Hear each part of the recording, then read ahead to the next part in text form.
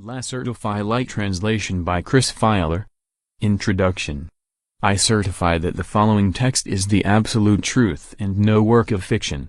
These are parts of a transcript of an interview I've made with a non-human and reptilian being in December 1999. This female being was already in contact with a friend of mine, whose name is given only with the abbreviation EF in the text, since some months.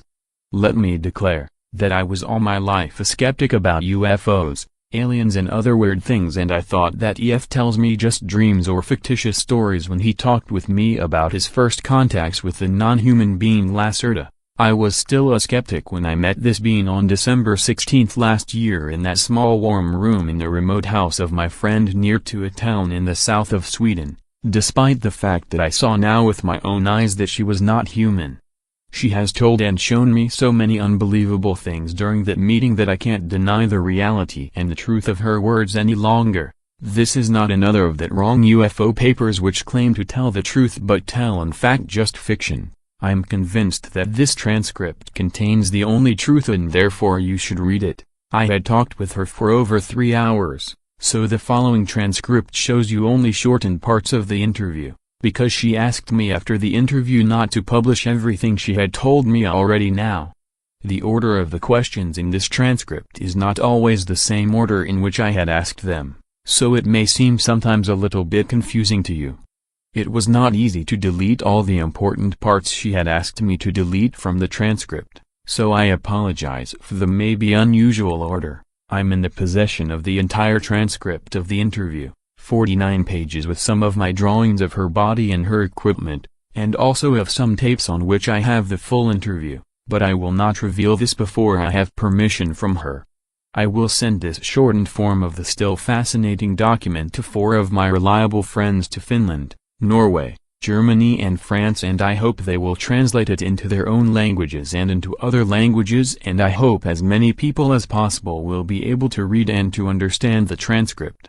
If you receive it, please send it to all your friends via email or make printouts and copy them.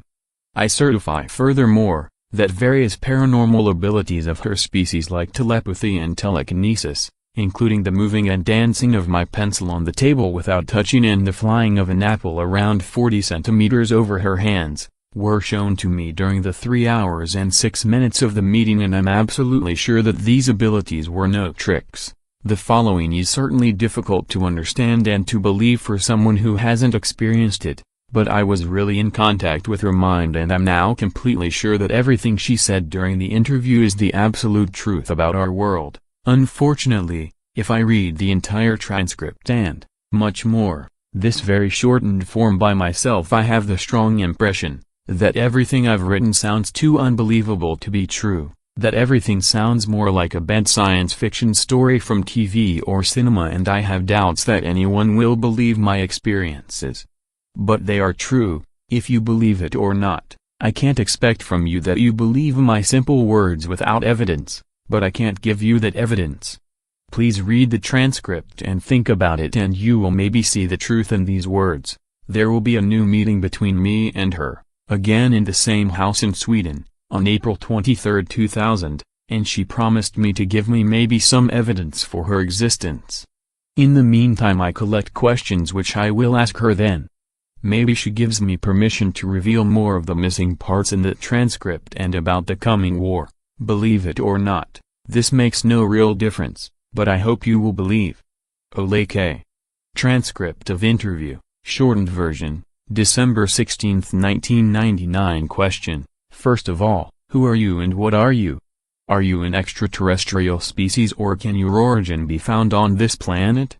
Answer. As you could see with your own eyes, I'm not a human being like you, and to be honest I'm no real mammal, despite my partly mammal-like body features, which are a result of evolution. I'm a female reptile being, belonging to a very old reptilian race. We are the native Terrans and we live on that planet since millions of years. We are mentioned in your religious writings like your Christian Bible, and many of the ancient human tribes were aware of our presence and worshipped us as gods, for example the Egyptians and the Inca and many other old tribes. Your Christian religion has misunderstood our role in your creation, so we are mentioned as evil serpent in your writings. This is wrong. Your race was genetically engineered by aliens and we were just the more or less passive visitors of this accelerated evolution process. You must know, some of your scientists have already supposed this, that your species had evolved in a naturally completely impossible speed within just 2-3 millions of years. This is absolutely impossible, because evolution is a much slower process if it's natural, but you have not understood this. Your creation was artificial and done by genetic engineering, but not by us but by an alien species. If you ask me, if I'm an extraterrestrial, I must answer no. We are native Terrans. We had and have some colonies in the solar system, but we originate on this planet. It's in fact our planet and not yours. It was never yours. Question: Can you tell me your name? Answer: This is difficult, because your human tongue is not able to pronounce it correctly, and a mispronunciation of our names is very offensive for some of my kind. Our language is very different from yours, but my name is, I will try to say it smoother by use of your human letters, something like Shiashakasksh with a very, very strong pronunciation of the SH and K sounds. We have no four names like you but only a single but unique name which is divided and characterized by the way of speaking and which is given not to children, who have a known children name, but only in a special procedure in the adolescent age at the time of either religious or scientific enlightenment or awareness, as you would call it. I would appreciate it if you don't try to say my real name with your human tongue. Please call me Lacerta. This is the name I generally use when I'm among humans and talk with them. Question: How old are you? Answer: We measure the time not like you in astronomical years and in the revolving of the Earth around Sun, because we usually live beneath the surface of the planet. Our time measurement depends on periodically returning cycles in the Earth magnetic field, and according to this, and said with your numbers, I'm today, let me calculate, 57,653 cycles old. I have reached my adult phase and my awareness 16,337 cycles ago. This is a very important date for us. According to your human time scale, I'm around 28 years old. Question: What is your task? Do you have a job like us? Answer: To say it with your words, I'm a curious student of the social behavior of your species. That's why I'm here and talk to you. That's why I have revealed my real nature to EF and now to you, and that's why I give you all that secret information and why I will try to answer all the questions on your many sheets of paper honestly. I will see how you react, how others of your kind react. There are so many crazies and liars of your kind on this planet who claim to know the truth about us, about UFOs, about aliens and so on, and some of you believe their lies. I'm interested to see how your species will react if you make the truth, which I will tell you now, public. I'm quite sure every one of you will refuse to believe my words, but I hope I'm wrong, because you need to understand if you want to survive the coming years. Question: I've read your full statement, which you have given to EF, about this, but can you give me now just a short answer? Are UFOs real flying objects piloted by extraterrestrials, or do they belong to your species? Answer: Some observed UFOs, as you call them, belong to us, but most not. Most of the mysterious flying objects in the sky are not technological devices but mainly misinterpretations of natural phenomena your scientists have not understood, like spontaneous plasma flares in the high atmosphere. Nevertheless, some UFOs are real craft belonging either to your own species, especially to your military, or to other alien species, or at last to us, but a minority of sighted craft belongs really to us, because we are generally very careful with our movements in the atmosphere and we have special ways to hide our ships. If you read a report about a sighting of a metallic bright gray cigar-shaped cylindrical object with a length of, there are different types, let me say between 20 and 260 of your meters, and if this object had made a very deep humming sound, and if there were 5 bright red lights on the metallic surface of the cigar, one at the top, one in the middle, 2 at the end, then it's likely that some one of you have seen one of our ships, and this means that it was either partly defect or that someone of us was not careful enough, We have also a very small fleet of disc-shaped craft. But such UFOs belong usually to an alien species.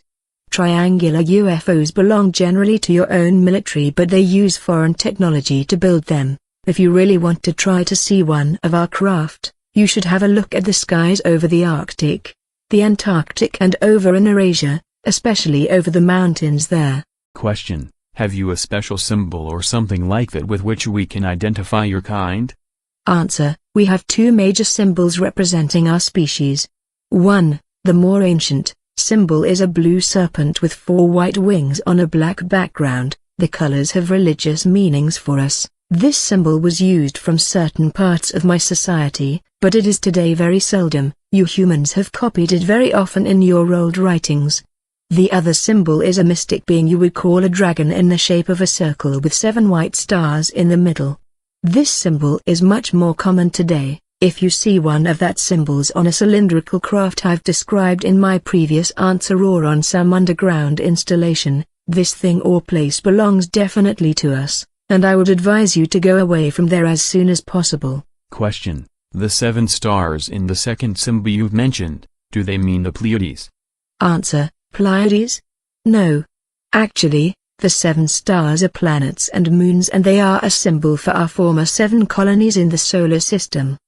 The stars are shown in front of a blue background, and the dragon circle means the shape of Earth. The 7 white stars mean Moon, Mars, Venus, and 4 moons of Jupiter and Saturn. We had colonized in the past. 2 colonies are no longer in use and abandoned, so 5 stars would be more correct. Question: as you have not allowed me to make photos, what would be very useful to prove your real existence and the truth of this story? Can you describe yourself detailed? Answer: I know that it would be helpful to prove the authenticity of this interview if you can make some photos from me. Otherwise, you humans are very skeptic. That's good for us and for the real alien species acting secretly on this planet, so even if you had such photos, many of your kind would say that they are fraud, that I'm just a masked human woman or something like that. That would be very offensive for me. You must understand that I can't give you permission to make photos of me or of my equipment. This have various reasons, which I want not to discuss with you further, but one of the reasons is the keeping up of the secrecy of our existence. Another reason is more religious.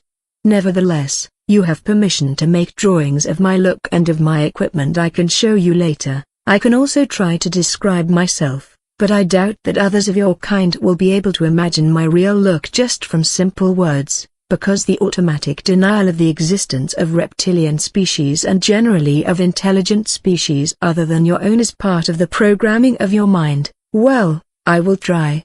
Imagine the body of a normal human woman and you have at first a good imagination of my body. Like you, I have a head, 2 arms, 2 hands, 2 legs and 2 feet, and the proportions of my body are like yours. As I'm female, I have also 2 breasts.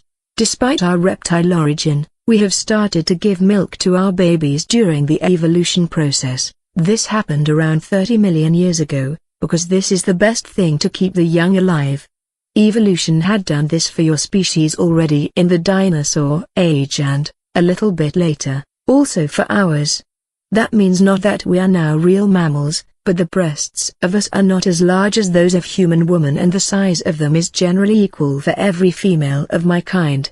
The external reproduction organs are for both sexes smaller than those of humans, but they are visible and they have the same function as yours. Another gift of evolution to our species, my skin is mainly of a green-beige color, more pale green, and we have some patterns of brown irregular dots, each dot of the size of 1 to 2 centimeters, on our skin and in our face. The patterns are different for both sexes, but females have more, especially in the lower body and in the face. You can see them in my case as 2 lines over the eyebrows crossing my forehead, at my cheek and at my chin. My eyes are a little bit larger than human eyes. For this reason, we can see better in the darkness, and usually dominated from the large black pupils, which are surrounded from a small bright green iris. Males have a dark green iris. The pupil is slit and can change its size from a small black line to a wide open egg-shaped oval. Because our retina is very light sensitive and the pupil must compare this, we have external round ears but they are smaller and not so curved as yours, but we can hear better because our ears are more sensitive for sonic. We can also hear a wider range of sonic. There's a muscle or lid over the ears which can completely close them, for example underwater. Our nose is more pointed and there is a V-shaped curving between the nostrils, which enabled the ancestors to see temperature. We have lost most of this ability, but we can still feel temperature much better with this organ. Our lips are shaped like yours, those of females a little bit larger than those of males, but of a pale brown color, and our teeth are very white and strong and a little bit longer and sharper than your soft mammal teeth. We have no different hair colors like you, but there is a tradition to color the hairs in different ages, and the original color is, like mine, a greenish brown. Our hairs are thicker and stronger than yours and they grow very slow. In addition, the head is the only part of our body where we have hairs. Our body, arms and legs are similar in shape and size to yours, but the color is different, green-beige, like the face, and there are scale-like structures on the upper legs, over the knee, and upper arms, over the elbow. Our 5 fingers are a little bit longer and thinner than human fingers and our skin on the palm is plain. So we have no lines like you but again a combination of a scale-like skin structure and of the brown dots. Both sexes have the dots on the palm, and we have no fingerprints like you. If you touch my skin, you will feel that it is smoother than your hairy skin. There are small sharp horns on the upside of both middle fingers. The fingernails are gray and generally longer than yours. You see that my nails are not so long and round at the top. This is because I'm female. Males have sharp pointed nails with a length of sometimes 5 or 6 of your centimeters. The following feature is very different from your body and part of our reptilian origin. If you touch the backside of my upper body you will feel a hard bony line through my clothing. This is not my spine but a very difficult shaped external plate structure of skin and tissue following exactly our spine from the head to the hip. There is an extremely high number of nerves and large blood vessels in this structure and in the plates, which are around 2 or 3 centimeters long and very touch sensitive. This is the reason why we have always problems to sit in chairs with a back like this chair. The main task of these small plates, beside a role in our sexuality, is simply the regulation of our body temperature, and if we sit in natural or artificial sunlight, these plates become more blood-filled and the vessels become wider and the sun is able to heat up our reptoid blood, which circulates through the body and through the plates, for many degrees, and that gives us a great pleasure. What else is different from your kind? Oh, we have no navel, because we were born in a different way to your mammal birth. The other exterior differences from your kind are minor and I think I must not mention all now, because most of them are not visible if we wear clothing. I hope the description of my body was detailed enough. I would advise you to make some drawings. Question: what kind of clothing do you generally wear? I suppose this is not the way you dress normally. Answer: no, I wear this human everyday clothing only when I'm among humans. To be honest, it's not very comfortable for me to wear such tight things and it is always a very unusual feeling. If we are in our own home, this means in our subterranean home, or in our large artificial sun areas, and if we are together with others near to our own name, we are usually naked. Is this shocking for you? When we are in the public and together with many others of my species we wear very wide and soft clothing made of thin, light stuff. I have told you that many parts of our bodies are very touch sensitive, mostly the small back plates, so we can't feel comfortable in tight clothing because it can hurt us. Man and woman wear often the same kind of clothing, but the colors are different for the sexes. Question: you said others near to your own name. Do you mean your family? Answer: no, not really. You would call it family, but with this word you mean only those of your kind which belong genetically together like father or mother and child. As I have said earlier, we have a very difficult and unique name.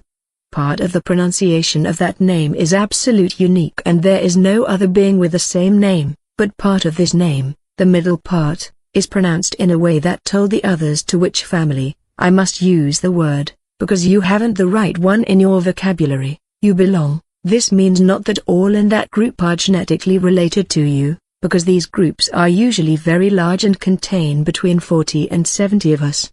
This group includes generally your genetic relations, except one of them had decided to left this group, and your connection with father and mother is often the strongest. It would be too difficult for me to explain you now our very old social system, which is very complex, and we would need many hours only for the primary things. Maybe we can meet another time and I can give you detailed descriptions of all these things. Question: Have you a tail like normal reptiles? Answer: Do you see one? No, we have no visible tail. If you look at our skeleton, there is only a small rounded bone at the end of our spine behind the pelvis. This is a useless rudiment of the tail of our ancestors, but it is not visible from the outside. Oh, our embryos have tails during the first months of development, but these tails disappear before they were born. A tail makes only sense for a primitive species which tries to walk on two legs and must hold the balance with the tail, but our skeleton had changed during evolution and our spine is nearly in the same shape as yours, so we need no tail to stay on 2 feet. Question: You said that you were born in a different way to us. Do you lay eggs? Answer: Yes, but not like your birds or primitive reptiles. Actually, the embryo grows in a protein liquid inside the mother's womb, but there is also an egg-shaped but very thin chalk hull around it, that fills the whole womb. The embryo inside this hull is completely autarky from the mother's body and it has every substance it needs to develop inside this chalk hull. There is also a cord like your navel cord which is connected to a point hidden behind the back plates. When the baby is going to be born, the whole egg is pressed through the vagina covered in a slimy protein substance and the baby came out of this soft egg after some minutes. These 2 horns on our middle fingers were instinctively used from babies to break through the chalk hull to take their first breath. Our young are not so large as your babies when they were born, they are between 30 and 35 of your centimeters tall, the egg is around 40 centimeters tall. This is because our vagina is smaller than a human one, but we grow to a normal size of 1,60 to 1,80 meters. Question: What about your body temperature? You said that you enjoy to lay in the sun. What effect has this to your organism? Answer: We are no mammals and as reptiles our body temperature depends on the temperature of our surrounding. If you touch my hand you will maybe feel that it is colder than yours, because our normal body temperature is around 30 to 33 degrees Celsius. If we sit in the sun, especially naked and with our row of small back plates in the sun, our body temperature can rise for 8 or 9 degrees within minutes. This rise causes a production of many enzymes and hormones in our body. Our heart and brain and every organ becomes more active and we feel then very, very good. You humans only enjoy being in the sun, but for us it is the greatest pleasure you can imagine. Maybe like your sexual excitement, we also enjoy swimming in very warm water or other liquids to rise our body temperature. If we are for some hours in the shadow, our temperature goes back to 30 to 33 degrees. This can cause no harm to us, but we feel much better in the sun. We have artificial sun rooms in the underground, but this is not the same for us like the real sun. Question: What do you eat? Answer: Generally various things like you, flesh, fruit, vegetables, special kinds of fungus, from subterranean farms, and other things. We can also eat and digest some substances which are poisonous for you. The main difference between you and us is that we must eat flesh, because our body needs the proteins. We can't live completely vegetarian like your kind because our digestion would stop working and we would die after some weeks or maybe months without flesh. Many of us eat raw flesh or other things which would be disgusting for you. Personally, I prefer cooked flesh and surface fruits like apples or oranges. Question: Can you tell me something about the natural history and evolution of your species? How old is your species? Have you evolved from primitive reptiles as mankind has evolved from apes? Answer: Oh, this is a very long and complex story and it sounds certainly unbelievable to you, but it's the truth. I will try to explain it in short. Around 65 million years ago, many of our unadvanced ancestors from the dinosaur race died in a great global cataclysm. The reason for this destruction was not a natural disaster, an asteroid impact as your scientists believe falsely, but a war between two enemy alien groups that took mainly place in the orbit and high atmosphere of your planet. According to our limited knowledge about the early days, this global war was the first alien war on planet Earth, but it was definitely not the last, and a future war is coming soon, while a Cold War, as you call it, between alien groups is ongoing since the last 73 years on your planet. The opponents in this 65-million-year-old war were two advanced alien species, whose both names are again not pronounceable for your tongues.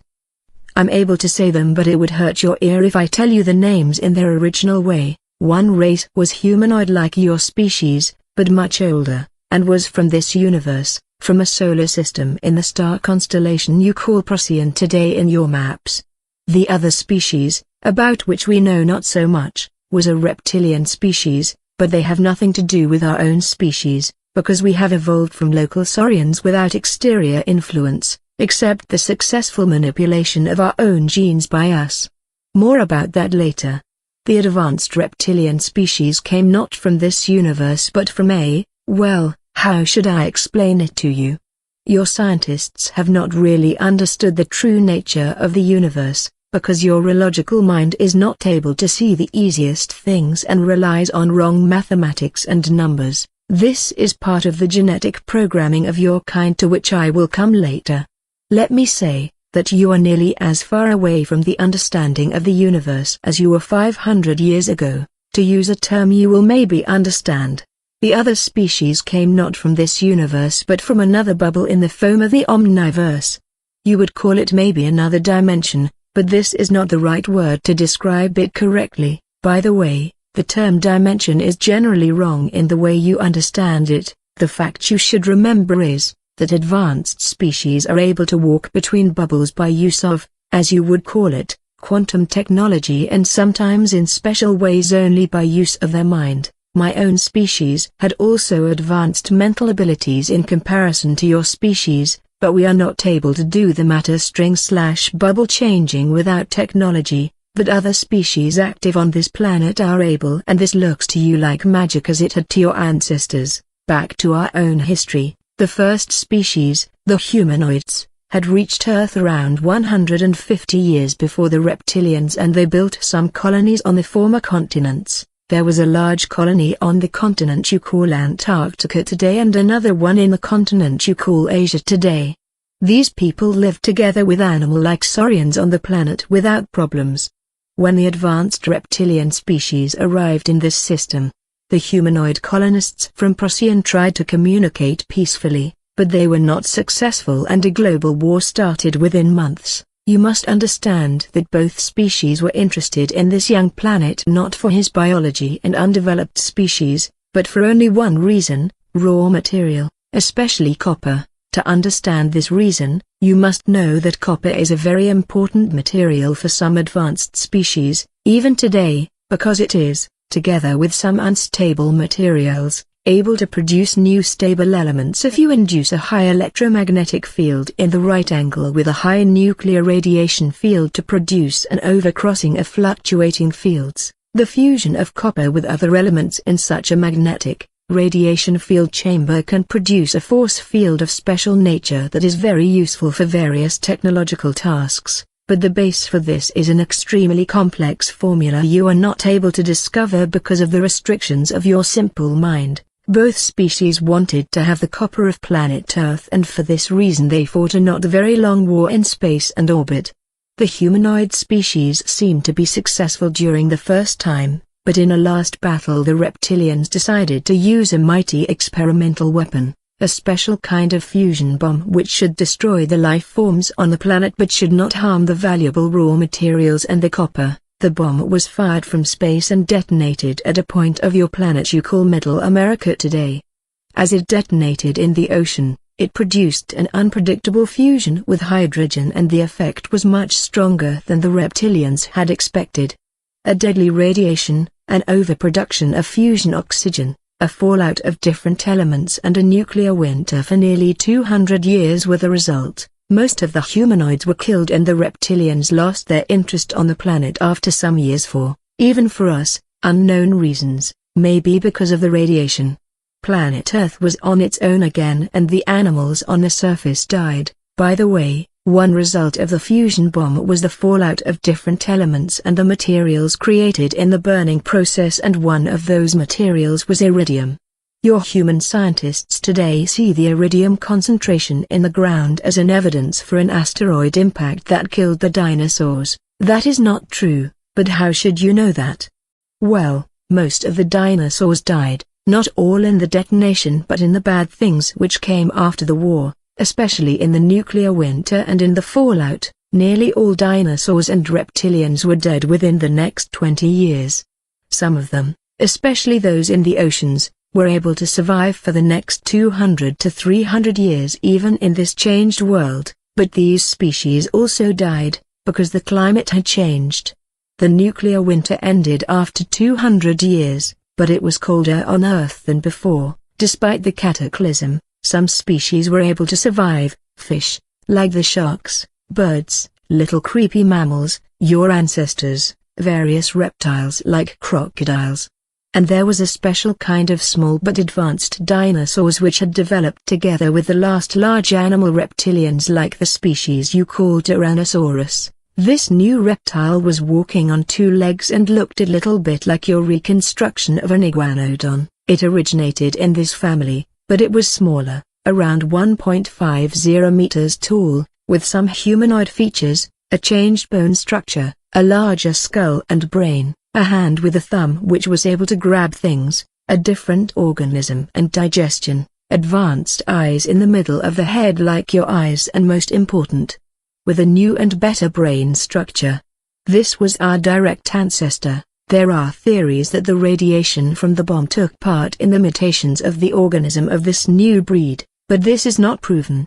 Nevertheless, this little humanoid-like dinosaur evolved during the following 30 million years. As I have said earlier, a species need generally more time to evolve than you think. If the evolution is not artificially induced like in your case, from an animal to a more or less thinking being, these beings were intelligent enough not to die in the next millions of years, because they learned to change their behavior. They lived in caves instead in the cold nature, and they learned to use stones and branches as first tools and the use of fire as help to warm them, especially to warm their blood, which is very important for our kind to survive. During the next 20 million years this species was divided by nature into 27 subspecies. Unfortunately, former reptilian species were prone to divide themselves in a more or less illogical way into subspecies during the evolution process.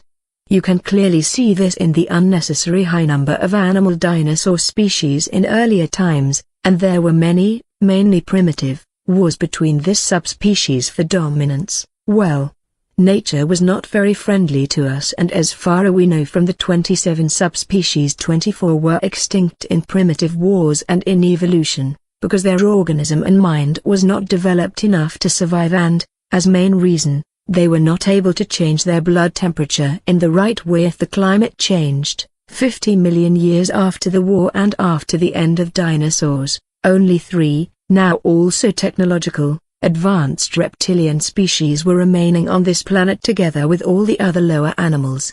Through natural and artificial crossbreeding these 3 species were united to one reptilian species, and through the invention of genetic manipulations, we were able to eliminate the dividing prone genes in our genetic structure. According to our history and belief, this was the time when our final reptilian race, as you see me today, was created by use of genetic engineering.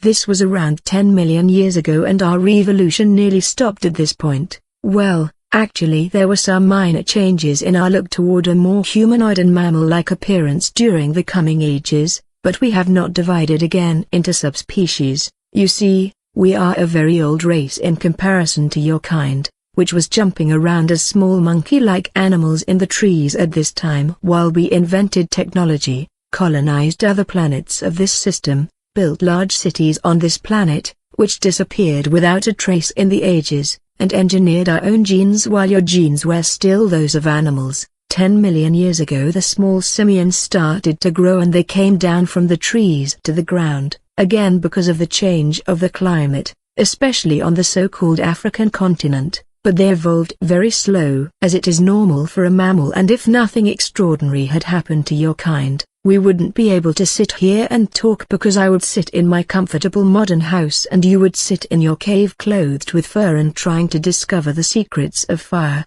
or you would maybe sit in one of our zoos. But the things had developed differently, and you believe now you are the crown of creation and you can sit in the modern house, and we must hide and live beneath the earth and in remote areas. Around 1.5 million years ago, another alien species arrived at Earth. It was surprisingly the first species since over 60 million years.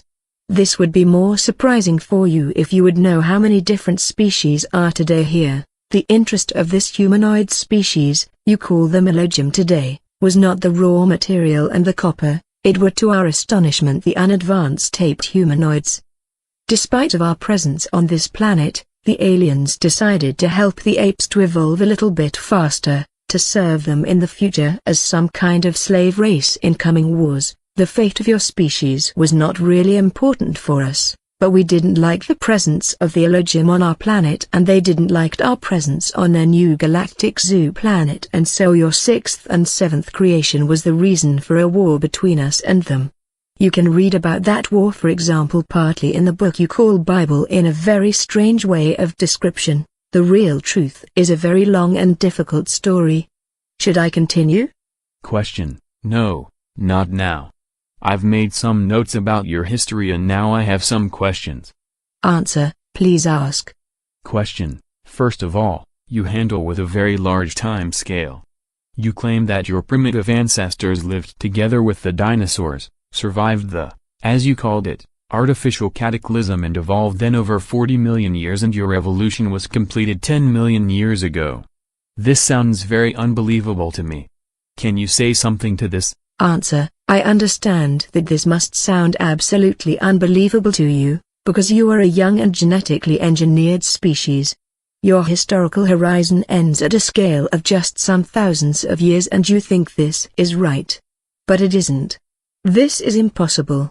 Your programmed mind is obviously not able to handle with such large time scales. Our evolution time may seem incredible long to you, but this is in fact the original way of nature. Remember, your early mammal ancestors developed together with dinosaurs and they survived the bomb like us. They evolved slowly during the next millions of years and they divided into various species and shapes, some of them larger, some of them smaller. This is evolution of the body. But what about their mind and intelligence? They were simple animals.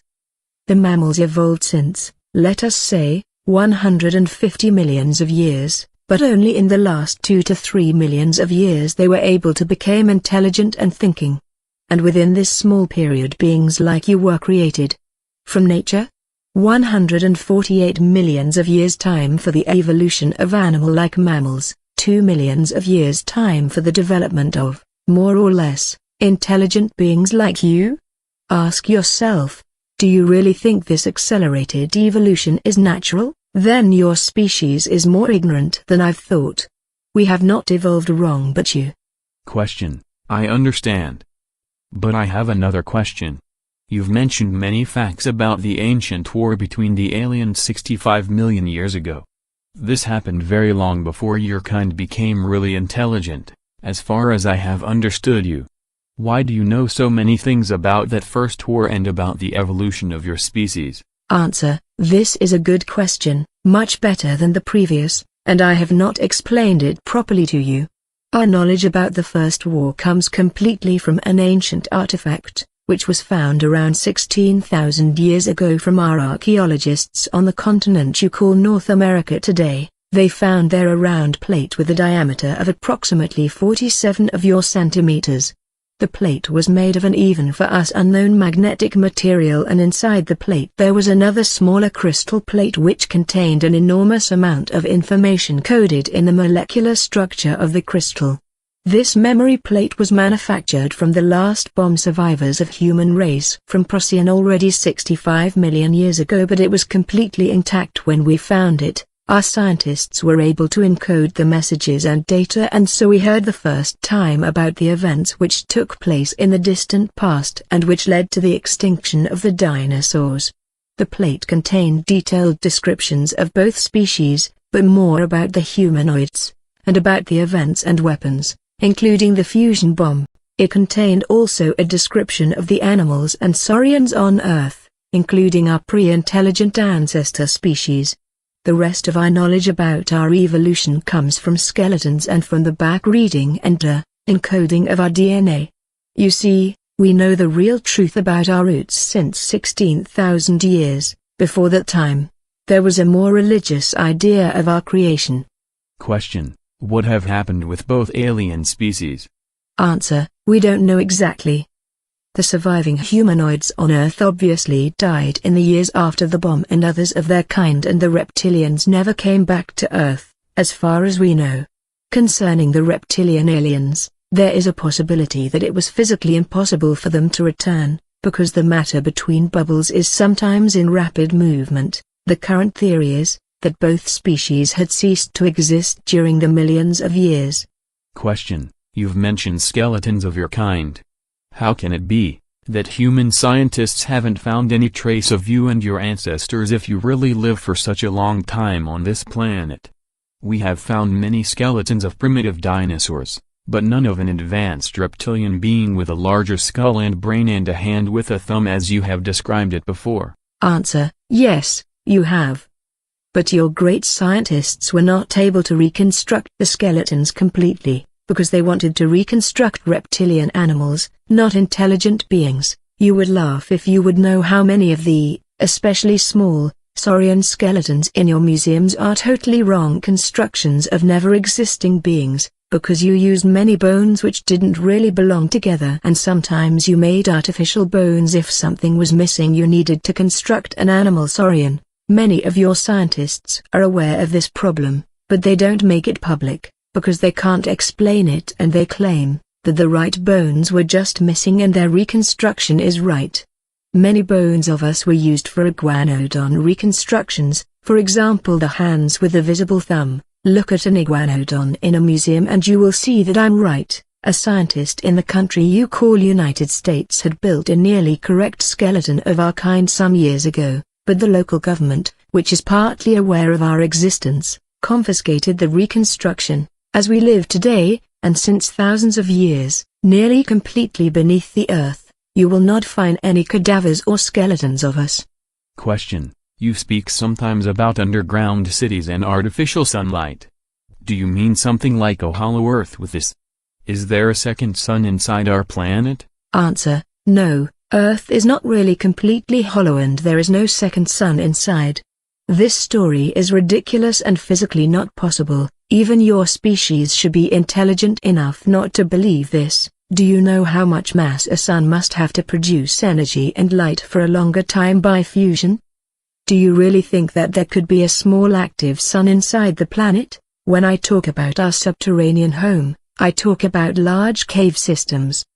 The caves you have discovered near to the surface are tiny in comparison to real caves and huge caverns deeper in the earth, in a depth of 2,000 to 8,000 of your meters, but connected with many hidden tunnels to the surface or to surface near caves, and we live in large and advanced cities and colonies inside such caves. Major sites of us are beyond the Arctic, the Antarctic, Inner Asia, North America and Australia. If I talk about artificial sunlight in our cities, I don't mean a real sun but various technological sources of light, including gravitational sources, which illuminates the caverns and tunnels. There are special cave areas and tunnels with a strong UV light in every city and we use that places to heat our blood. Furthermore, we have also some surface sun places in remote areas, especially in America and Australia. Question: where can we find such a surface near entry to your world? Answer: do you really think I will tell you their exact location?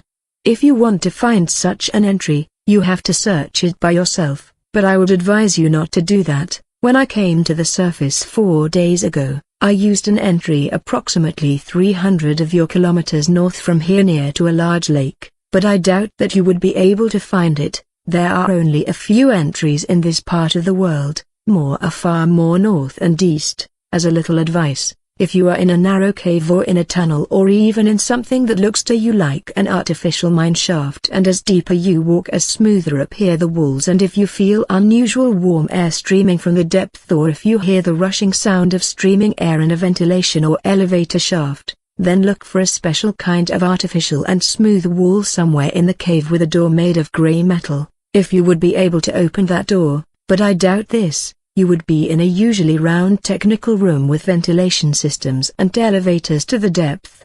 This is probably an entry to our world. If you have reached this point, you should know that we are now definitely aware of your presence. You are already in big trouble if you have entered the round room. But you should look for one of the 2 reptilian symbols on the walls. If there are no symbols or other symbols, you are maybe in bigger trouble as you think, because not every underground installation belongs to our kind. Some new tunnel systems are operated from alien races, including hostile races. My general advice: if you find yourself in a, for you, strange underground installation, run away as fast as you can. Question: you mentioned earlier that you use the name Lacerta when you are among humans and that you enjoy it to be in the real sun on the surface of Earth. But how can you be among humans? You don't look like us, so anyone will see that you belong to another species.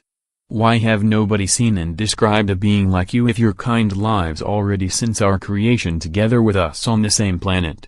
Can you explain that to me? Answer: first, my kind was of course seen and described, and worshipped, many times in your primitive past, for example in your religious writings like your Christian Bible. You can find descriptions and even simple drawings of us for also in the southern part of the American continent on various temples. So-called wise men from India and from the Asian mountains have described our species many times in writings, together with other wise men from the African continent. I think we are the most mentioned non-human species, maybe beside the Elohim, in your history.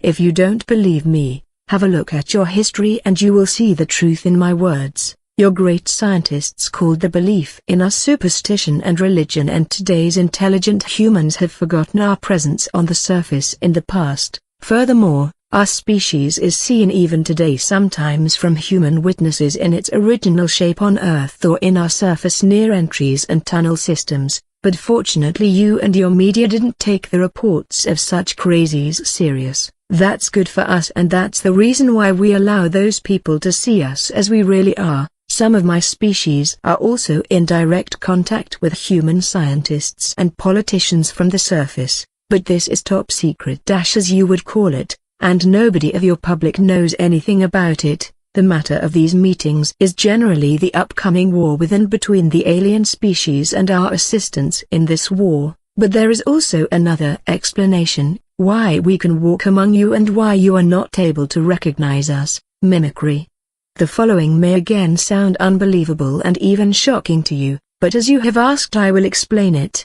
I have told you before, that we have more advanced mental abilities than your species, and with more advanced I mean, that we are able to use telepathy and telekinesis from our birth on. In fact, mother and newborn child communicate generally with telepathy during the first months, without special training as you need it to activate these sleeping parts of your brain.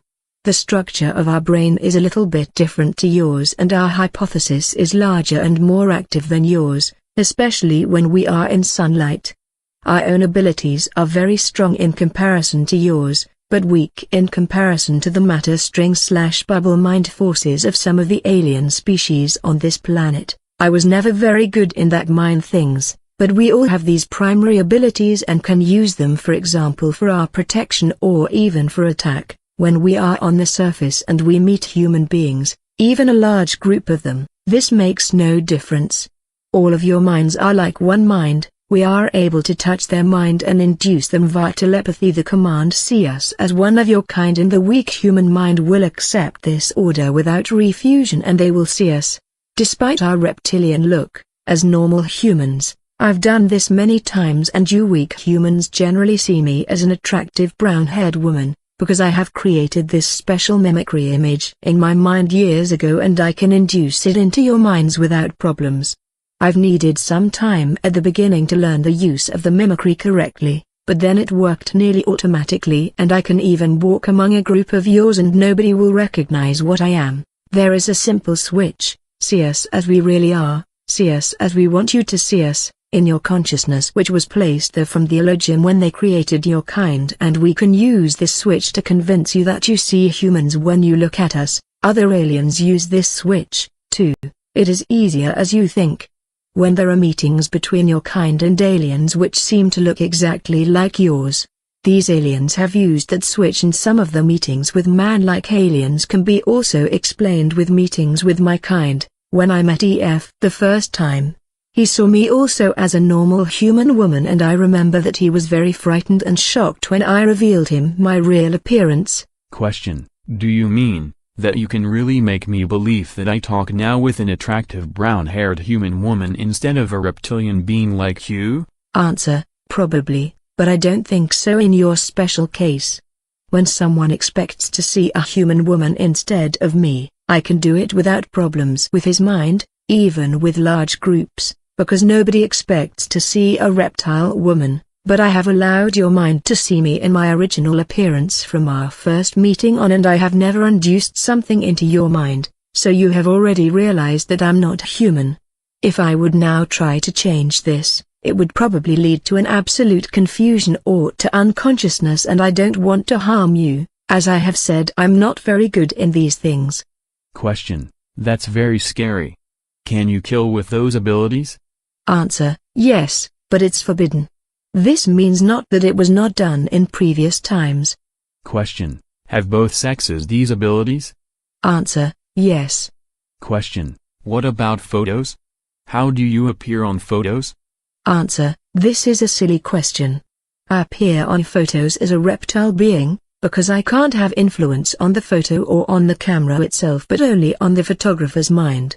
If he or she would develop the film and show the photo to others, they would see me in my original shape. That's the reason why it is forbidden for our kind to be filmed or photographed, and we must avoid every camera on the surface. That is very difficult, and we were filmed sometimes in the past without our knowledge, especially from certain of your governments and secret agencies. Question: what other commands can your kind induce into our minds?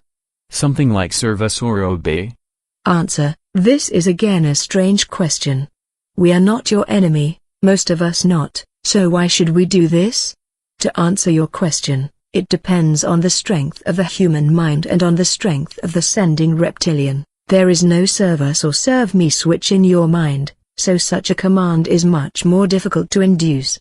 If the human mind and consciousness is weak and the reptilian inducer is experienced in these things and was some hours in the sun before he or she tries to do it, then it could probably work for a certain time. There are secret teachings about such things, but I've never learned anything about it. I use my primary abilities for mimicry and for communication with my own kind, and sometimes for other private things, but I've never used it to harm humans or their mind. I would appreciate it if we can end with this topic here. Question: a last question. You said earlier that you can hide your UFOs? Do you use the same abilities to do this? Answer: yes, but on a technical base. There is a powerful device inside each craft which is able to send an artificial signal to your minds to convince you that you see either nothing but only the sky, or that you see normal aircraft like planes instead of our ships. This isn't used very often, because we avoid human public when we move and the atmosphere. If you are able to see our UFOs, it means that the device is either defect or deactivated for some reason. The camouflage effect didn't work on photos. To answer this possible question of you already in advance, but why should someone make a photo of the sky when he could not see anything unusual there?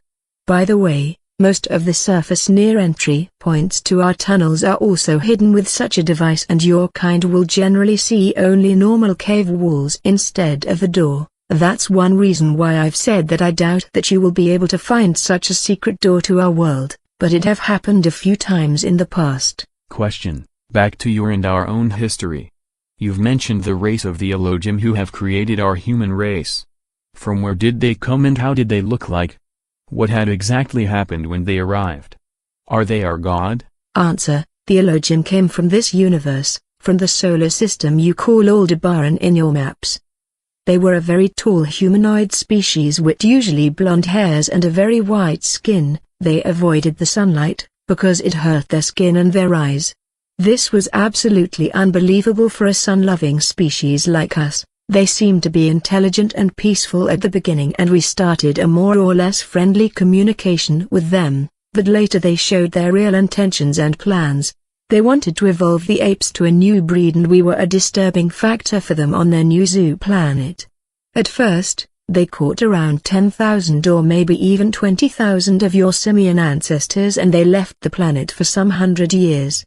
When they returned, they brought your, now more human, ancestors back. Then they left Earth again for some thousands of years and the primitive pre-humans lived together with us without major problems. They were just afraid of our aircraft and technology. The Elohim had taught their mind and enhanced their brain and their body structure and they were now able to use tools and fire. The Elohim returned within 23,000 years 7 times and accelerated the evolution speed of certain of your kind. You must understand that you are not the first human civilization on the planet.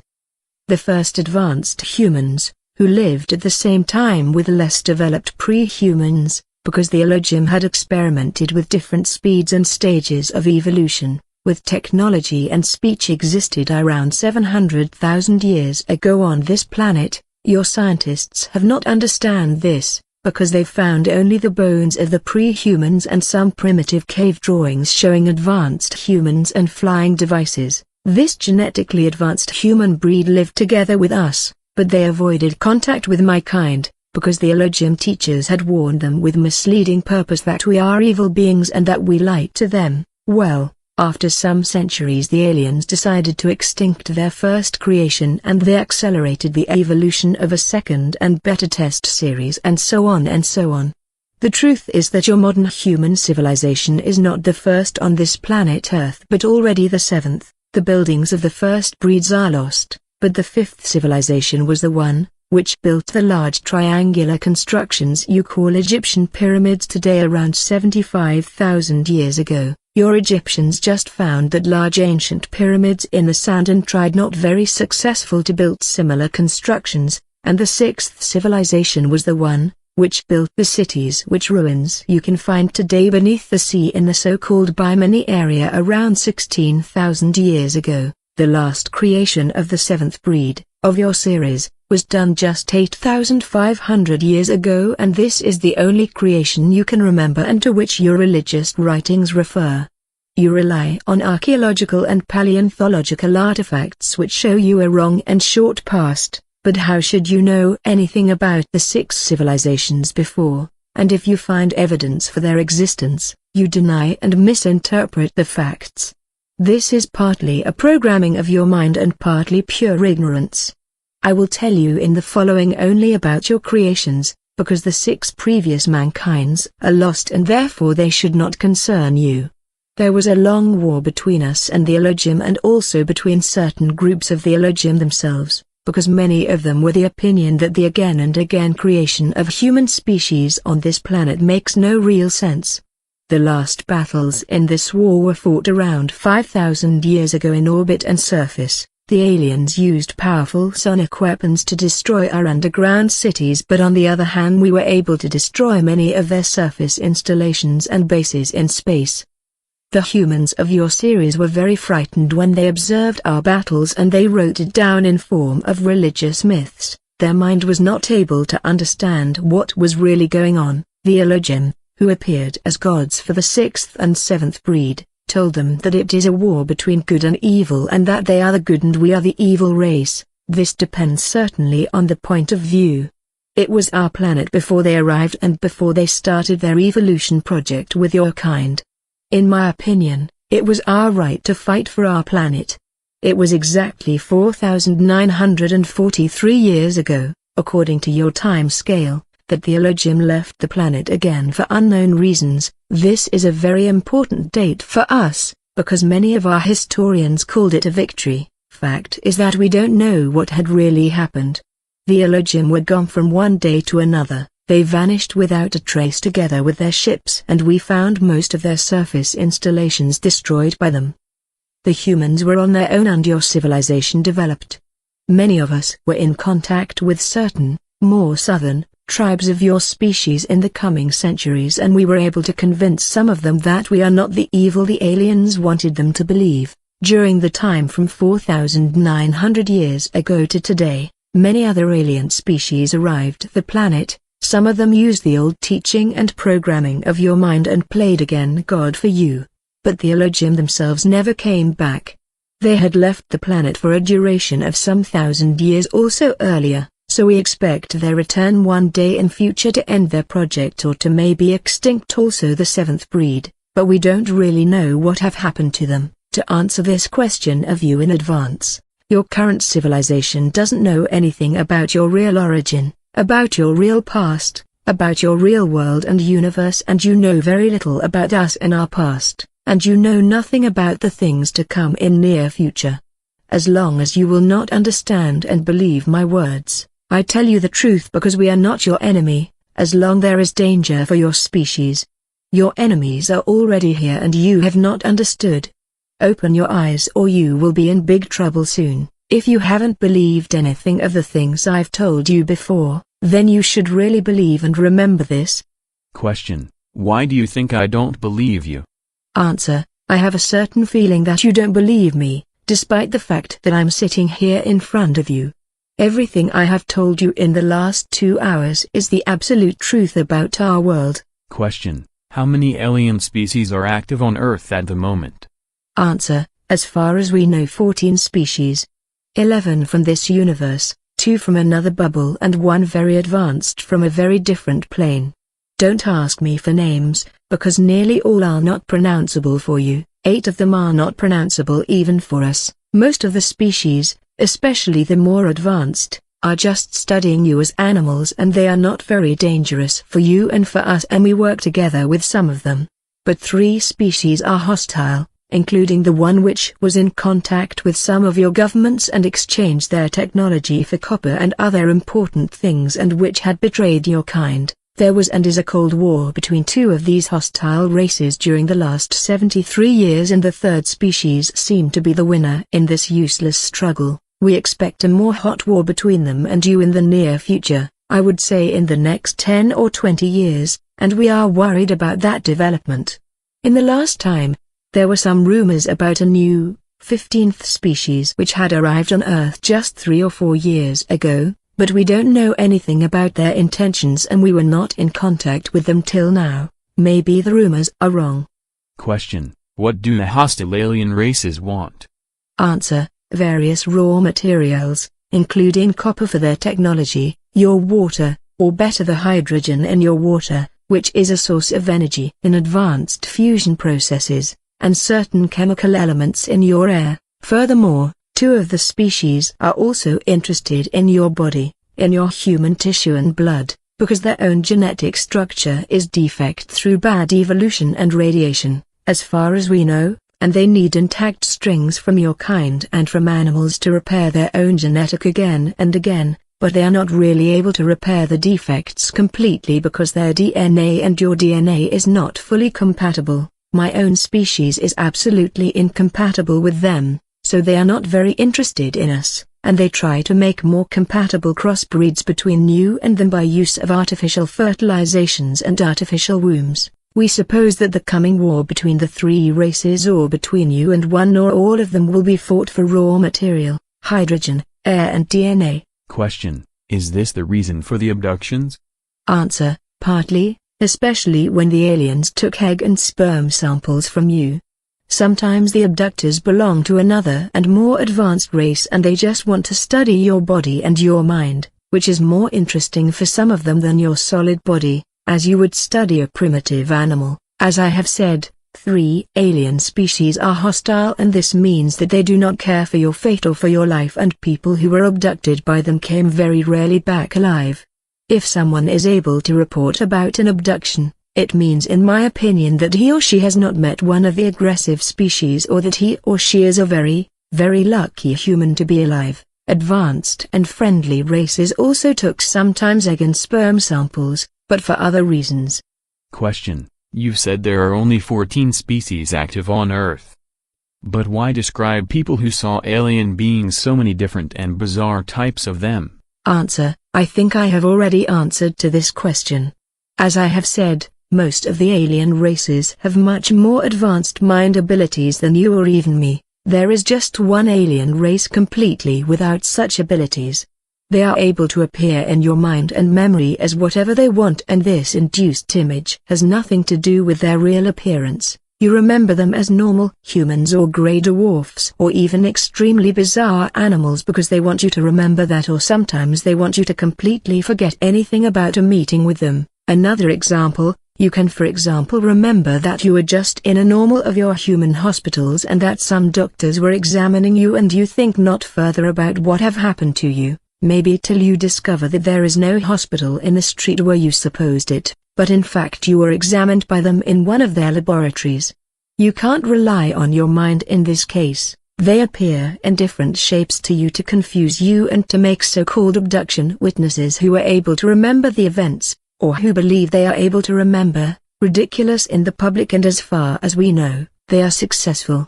Believe me, there are only 14 alien species on this planet and only 8 of them abduct humans at the moment, again as far as we know. In addition, not every one of your abductees is one, and some of the aliens in their reports are really just imagination or lies.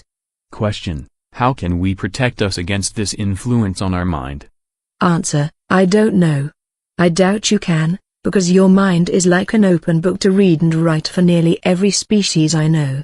This is partly the guilty of the Elohim themselves, because they had constructed, or better misconstructed, partly intentionally, your mind and your consciousness without real protection mechanisms. If you are aware that someone tries to manipulate your mind, you can only concentrate on that suspicion and try to analyze every one of your thoughts and memories. Very important, don't close your eyes. This would lead to a different form of brain waves which are more easy to access. And don't sit or lay down to rest. If you stay awake during the first minutes, you can maybe try to filter the other thoughts and waves in your brain, and the inducer will give up after some minutes if he or she is not successful, because it will start to hurt his or her own brain. This is very difficult and certainly painful, and it can harm you. So better don't try to resist, but it would be the only possibility you have. However, you can try this only with a more weaker species, not with the strong. Question: What do you mean with one species comes from a very different plane? Answer: Before I can explain that correctly to you, you must be able to understand the universe, and this would mean a maybe useless teaching of your mind, including the remove of some barriers, of many weeks. And with teaching I mean not only teaching by words. I have said this with your word plane or level because you have again no better word in your vocabulary, and dimension would be in this case absolutely wrong. It's rather wrong even for another bubble, because a dimension can't exist without planes. If you would be a species living in another or over the plane, and if you would be furthermore able to enter planes without technology so that your body is not made of that kind of matter, then you would be the mightiest being you can imagine. This very advanced race I've mentioned had developed outside of here, and they've evolved in fact over billions of years. They would be able to destroy all of you and us and everything with just a single thought. We were in contact with them only 3 times in our whole history, because their interest in your planet is different from that of all other races. They are definitely no danger for you or us. Question: What will happen when the war begins? Answer: This is difficult to answer. It depends on the enemy race and on their tactic.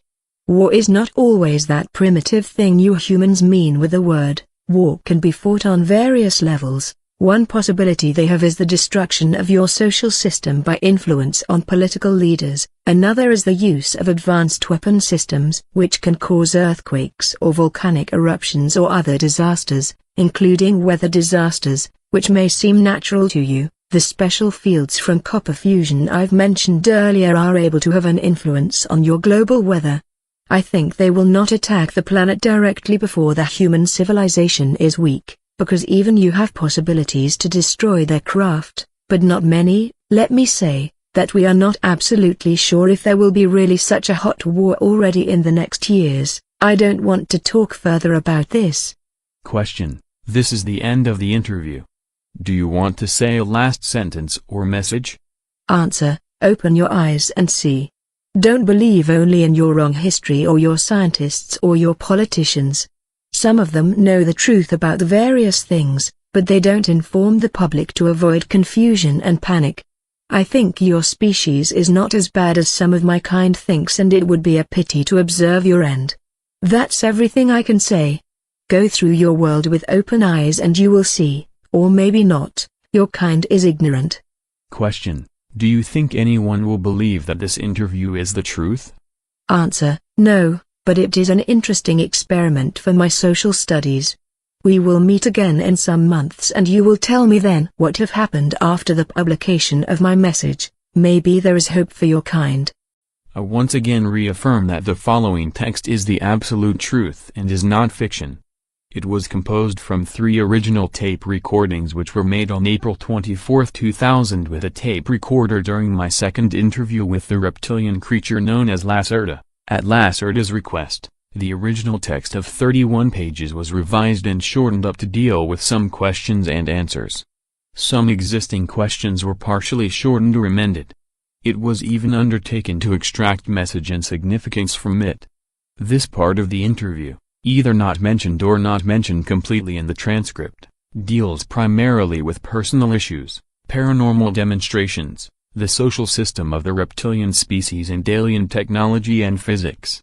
The reason for the shifting of the date and time of the second meeting was a possible observation and surveillance of my own person after the publication of the first transcript. Although everything was attempted on the advice of Lacerta to keep my identity a secret, just 2 days after the dissemination of the document abroad, and various unusual events took place. Please don't think that I am paranoid. However, I believe that the publication of the interview has drawn either official attention or the attention of some organization to me.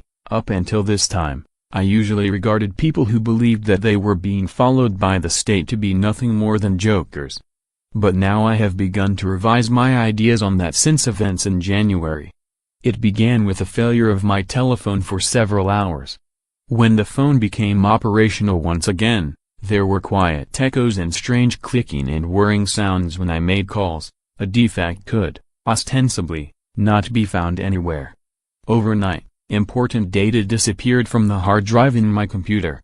The testing program reported defective sectors where strangely enough there were only data which dealt with illustrations and completed textual material from the interview. These defective sectors also contained material of a paranormal nature in the field of my research.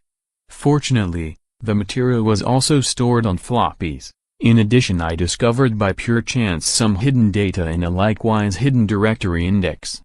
The name which appeared on the data and the directory index was E72UJ. A friend, who is a computer expert, could not make anything of this designation, and when I was about to show it to him, the directory index had disappeared.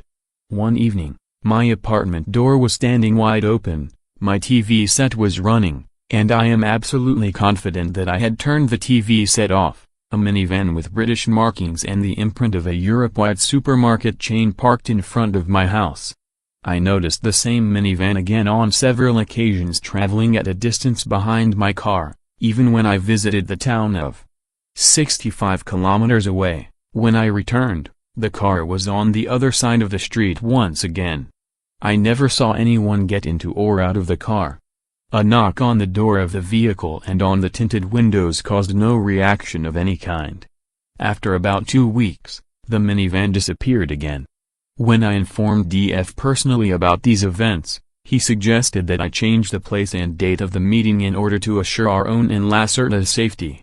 The meeting took place on April 27, 2000 in another isolated location. It was unobserved as far as I can determine. Once again, all of this may sound strange and paranoid, like a fantasy from a cheap science fiction film. However, I can only repeat to and assure the reader once again, all of this is the unadulterated truth. Believe my words or don't believe them. These things have happened and they will continue to happen, whether you believe it or not. until it is too late. Our civilization is in danger. Transcript of the interview, shortened version, date of interview, April 27, 2000. Comment by O.A. K. The meeting began with an appraisal of diverse questions and opinions which I had gotten from readers of the first transcript in anonymous fashion through distribution from my trustworthy friends. Some of these opinions, altogether there were over 14 pages of paper, contained comments shaped by everything from a radically religious to a fanatical tendency to welcome contact with a reptilian species. Some of these comments contained stereotypical phrases like servants of hell or species of the evil one. I don't want to go into any kind of detailed description here since I don't want to pass on further any false and radical realm of thought. Question: when you read these religious and animosity-ridden comments here, what do you think and feel then? Is the relationship between your species and ours really shaped from that kind of total negation? Answer: does it amaze you that I am not completely angered by that? I had fully expected those kinds of extreme reactions. The programming for the utter negation of another species, especially the reptilian species, as in your own case, is deeply embedded in each of your own individual consciousnesses. This ancient conditioning stems from the days of your third artificial creation and, biologically speaking, is passed down as an information genome from generation to generation. The identification of my species with the powers of darkness was a primary intention of the Elohim, who liked seeing themselves in the role of the powers of light, something which in and of itself represents a paradox, since that humanoid species was extremely sensitive to your sunlight. In case you were expecting me to act offended, I guess I'll have to partially disappoint you. These obscure intentions are not really your fault, you are simply following for the most part what you have inherited from your ancestors. It is indeed actually somewhat disappointing that many of you develop no especially strong individual self-conscience, for this would help you to overcome the conditioning. As I already said, we were in direct contact in the last several centuries with some of your more primitive human tribes. These tribes had themselves succeeded in breaking through the old creation programming. They were able to meet us without tension, hate and total rejection. Apparently many of your modern civilized individuals are not in a position to think on their own, but rather let themselves be guided by programming and religion, which is also a manifestation of that ancient programming and part and parcel of the plan of the Elohim. Therefore, comments of that kind I'd sooner regard as amusing than irritating. They simply confirm in large measure for me my suppositions about your defined mode of thinking. Question: therefore, you are not the species of the evil one as was remarked earlier? Answer: how am I supposed to answer that? Your people still think according to a simple and completely inappropriate scheme of generalizations. Simply put, there are absolutely no purely evil species. There exist in every terrestrial and extraterrestrial species alike both good and evil individuals. It's even true of your own people, but there is no such thing as an absolutely evil species. This conception is really very primitive. You people have believed from time immemorial what you are supposed to believe, what was foreseen for you to believe by your creators. Every well-known species, even the more highly developed ones, consists of a great number of individual consciousnesses. At least a portion of the consciousness is individual, even though there are connecting fields of consciousness. These self-sufficient spirits are able to decide freely for themselves a lifestyle which is either good or evil, according to your own human standards. It depends again on the respective point of view. Your people are not necessarily in a position to judge whether the deeds of a much more highly developed species are good or evil, because you stand at a lower observation point, from which an assessment is not possible. Your simple words good and evil are in any case examples of a tendency towards generalization. In my language there are many concepts for the various shades of meaning of individual behaviors in comparison to the norms of a society. Even those extraterrestrial species which are inclined to act with antagonism towards you are not species of the evil one, even though they operate negatively with respect to your own race. They do this for their own reasons and do not regard themselves as evil. Were your structured way of thinking more linear and more focused as theirs is, then you would also behave in such a fashion. The attitude of a species towards other kinds of existence naturally depends very heavily on its respective structured way of thinking. Each species sets its own priorities. To classify that as good or evil is really quite primitive, for the survival of any species argues for many varieties, among them your own, as well as for even the most varied of the worst or negatively directed deeds. I won't even exclude my own kind in this regard, for there have been certain occurrences in the past which I don't personally welcome, but about which I would also not like to go into detail. None of these occurrences have happened in the last 200 years of your time scale. But please note the following. There are no absolutely good and there are no absolutely bad species, because each and every species always consists of individuals. Question. In the letters that I got, there was often the question, whether you could go into any greater detail regarding the advanced physics that you commented on last time. Many people said, your words made no sense. For example, how do UFOs function? How do they fly? How do they perform the maneuvers that they do? Answer. I ought to explain that to people? That's not all that simple. Let me think about it for a minute. I always have to use very simple words in order to make clear to you the basic principles of a higher kind of science. Let's try this. You have to be clear about some fundamental facts. The very first thing is that you must divide up the conception of the physical world because each existence consists of different layers. Let's say for simplicity's sake that it consists of a material illusion and sphere of influence. Translator's note. No legitimate translation exists for this word Feldraum. Feld means field, Raum means space, room, expanse. Therefore, I'm translating it as sphere of influence. Certain physical conditions are associated only with the realm of the material, as in concrete, while other and more complicated conditions are associated only with the sphere of influence of the material world. Your conception of the physical world is based upon a simple material illusion. That illusion is further subdivided into three elementary or basic conditions of matter. A fourth and very important condition also exists, which you simply pay attention to more or less as you choose. It is the one bordering on the sphere of influence or plasma realm, for you.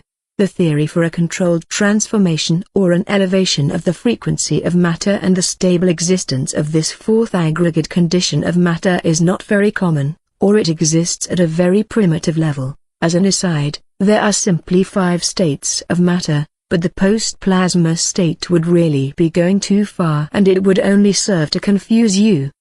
Besides, it is not necessary for an understanding of the basic theory. It is connected with diverse phenomena which you would characterize as paranormal. Now, back to the essentials, plasma.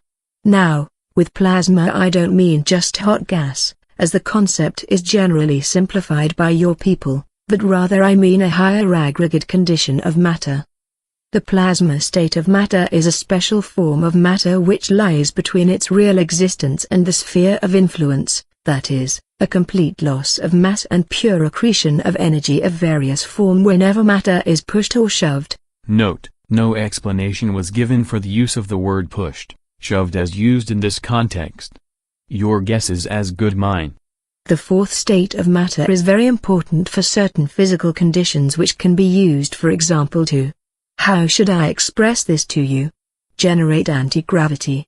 That's a rather strange human word and not really correct, but you ought to understand it better this way. Essentially, in the world of real physics, there are no bipolar forces, but rather only observer-dependent reflective behavior of a single, large unified force at different levels.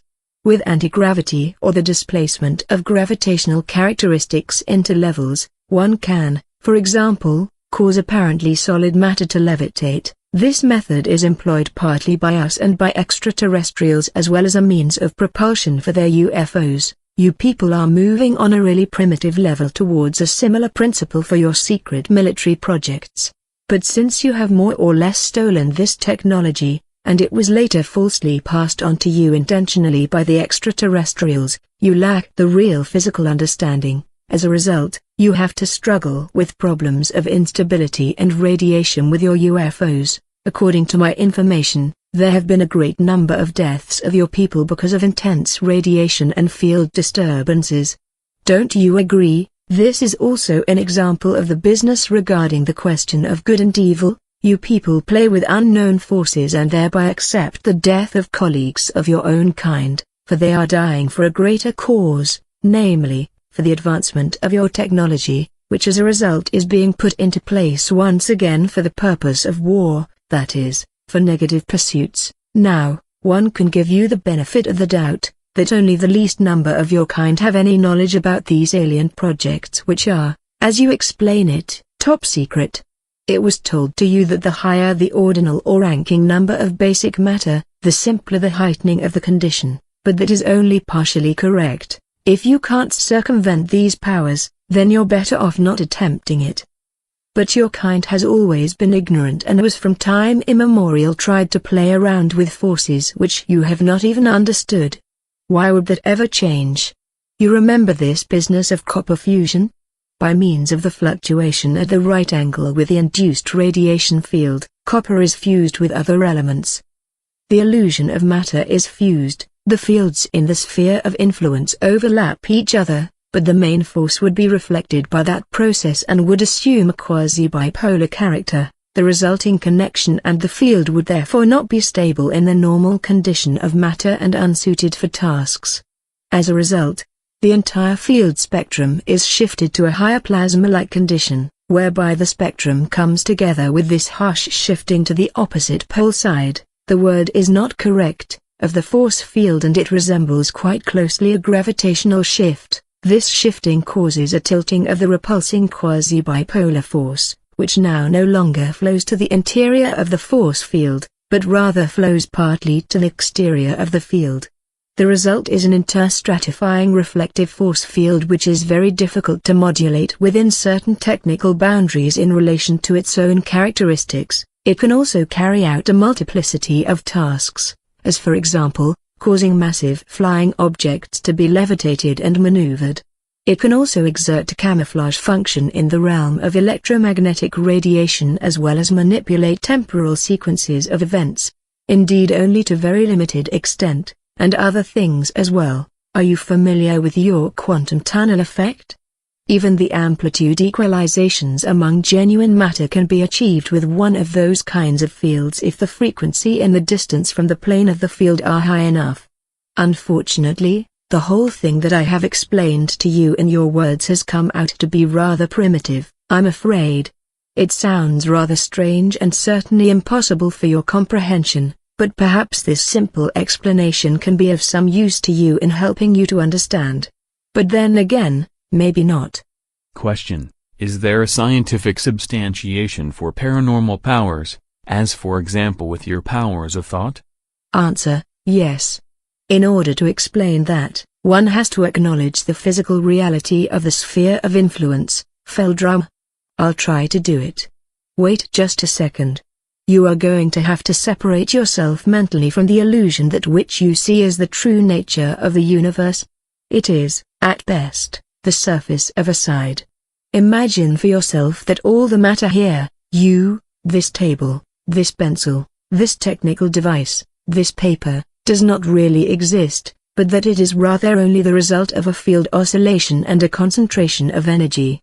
All matter that you see, every creature, every planet and star in this universe, has an information energy equivalent in the sphere of influence which is located on a main field, the general level, of things. Now, there is not only one level, but several. Last time, I had mentioned that highly developed species which is capable of changing levels, which is something completely different from the simple bubble changing, for bubbles are a part of each and every level. Do you understand? Dimensions, as you call them, are a part of a solitary bubble, bubbles or universal foam are a part of a level, and levels are layers in the sphere of influence, while the sphere of influence, acting in the capacity of single physical size, is essentially unending. It is composed of innumerable information energy layers and general levels. There are in the sphere of influence no null levels, all are the same, but they are separated by means of their energy conditions. I notice that I am confusing you now. I think I ought to stop with this explanation. Question: No, please continue. How do concrete paranormal powers arise? Answer: well, okay then. Let's try something simpler. Again, it is not completely correct, but let's begin in this manner. Tangible matter on this side is mirrored in the sphere of influence, Feldraum, as a field with distinct layers. These layers contain information, as an example, about the simple structure of matter or the string frequency, but also there is stored information stemming from the development of matter. Are you familiar with the human concept of morphogenetic fields? One part of the layer could be designated as such. Now there is still another intermediary layer for which you unfortunately have no human concept, since the theory is not common in human thinking. Let's call it a paralayer, for this layer is mainly responsible for everything which you call PSI and paranormal and which lies outside the boundaries of your primitive science. This paralayer lies between the layers of matter and the morphogenetic layers of a field in the sphere of influence. It can actively integrate with both. Your body, for example, is mirrored as a field in the sphere of influence, Feldraum. That doesn't mean that it does not also exist here as well, as flesh, blood, bones, in the form of matter strings or atoms, but not only that. Existence is always a duality. Some layers of the field contain simple information about the solid matter of your body and its frequency, while other layers contain information about your spirit, your consciousness, or, speaking from a human religious point of view, your soul. Awareness or consciousness in this case is a simple energy matrix, divided into different layers of your field in the sphere of influence, nothing more, nothing less. Genuine awareness can also exist here on the matter side, but only in the form of post-plasma, the fifth form of matter.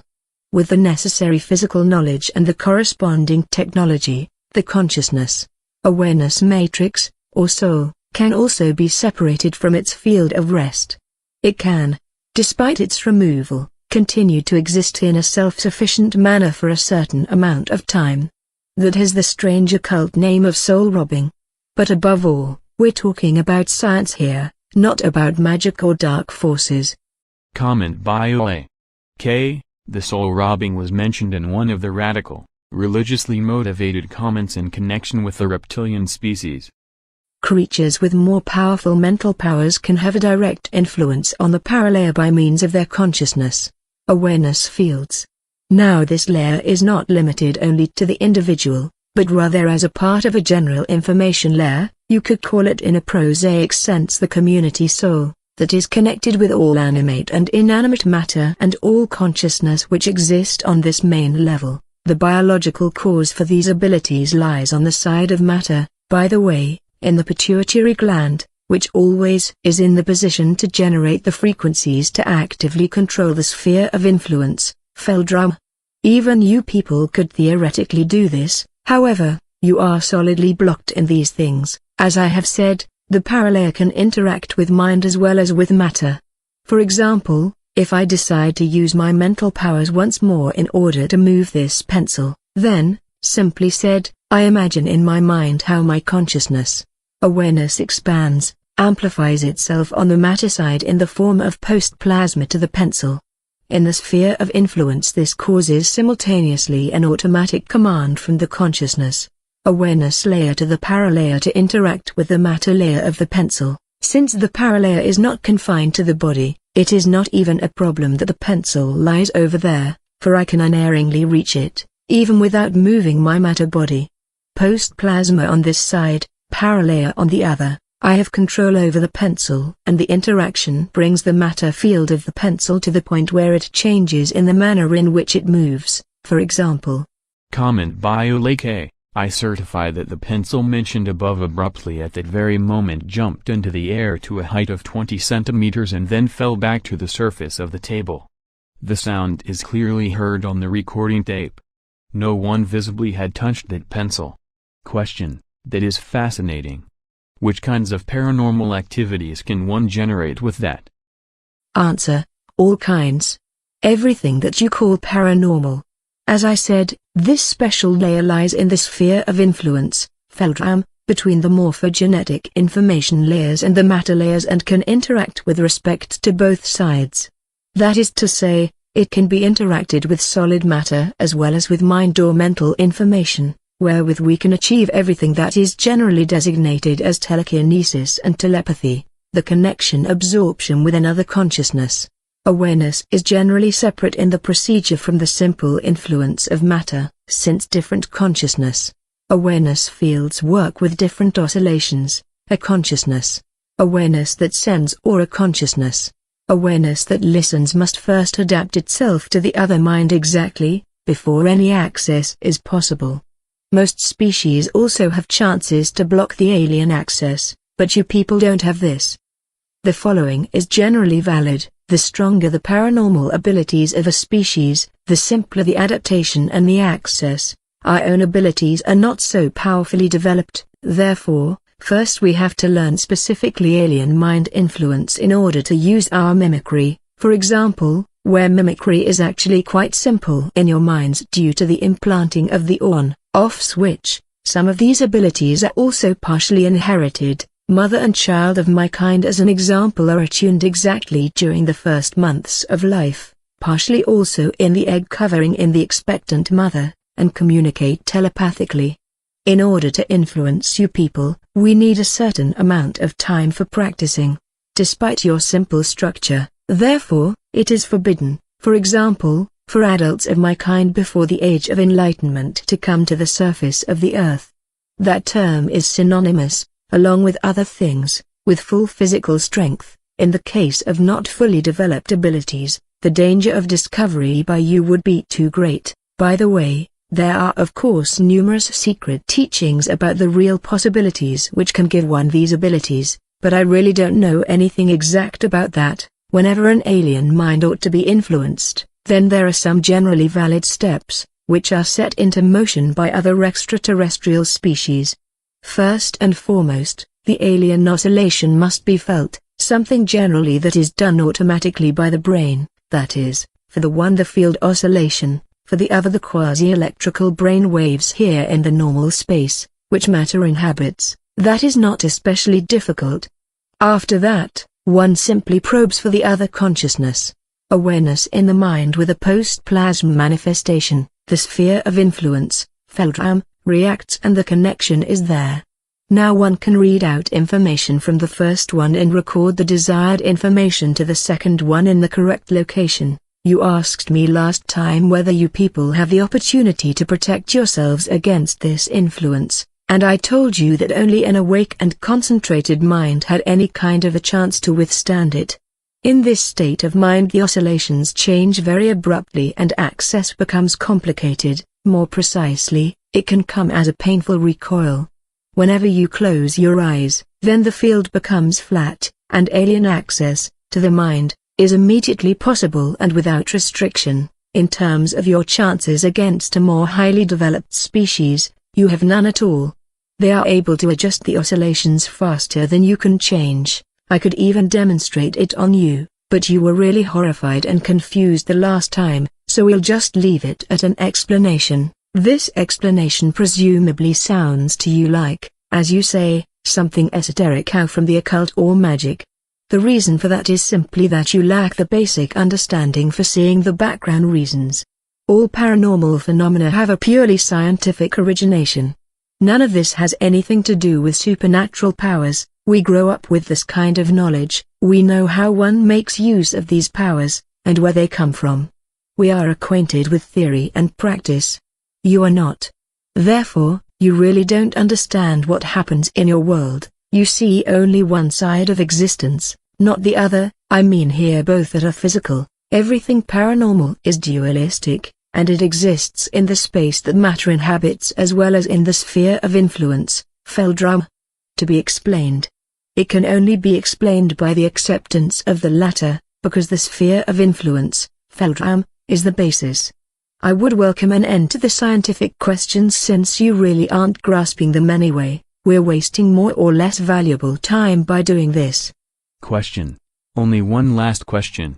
At our first meeting in December, you made it quite clear that you didn't want to discuss scientific and paranormal concerns.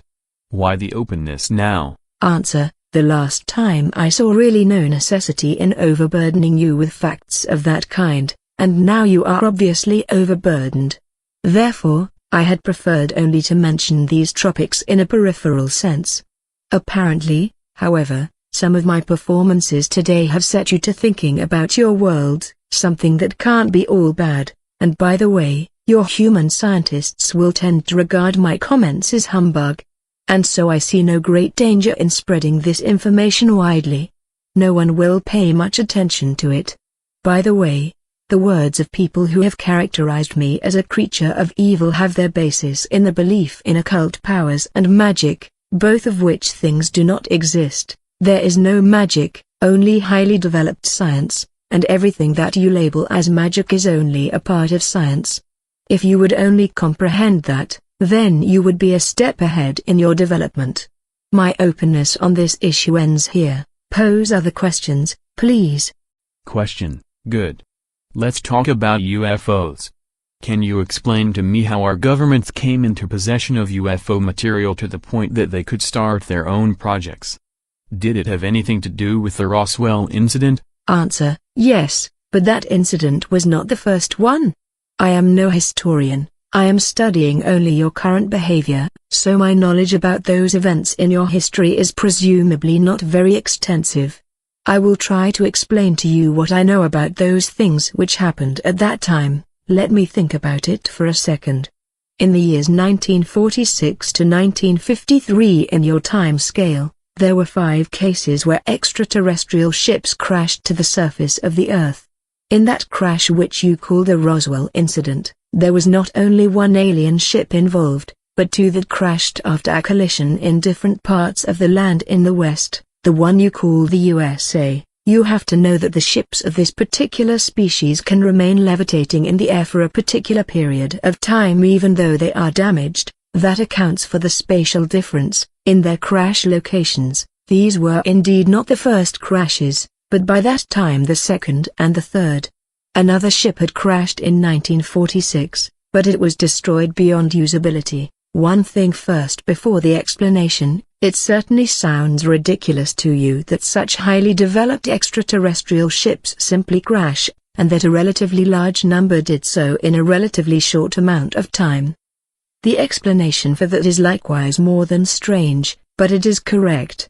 It does not lie in the ship's drive itself, but rather in the direction of the field to your planet, this species that we are discussing, and it was always in this time period that this species used a disc-shaped craft, used a propulsion system which ran according to the normal principle of fusion, to be sure, but one that at that time employed a more than unconventional method for field alignment.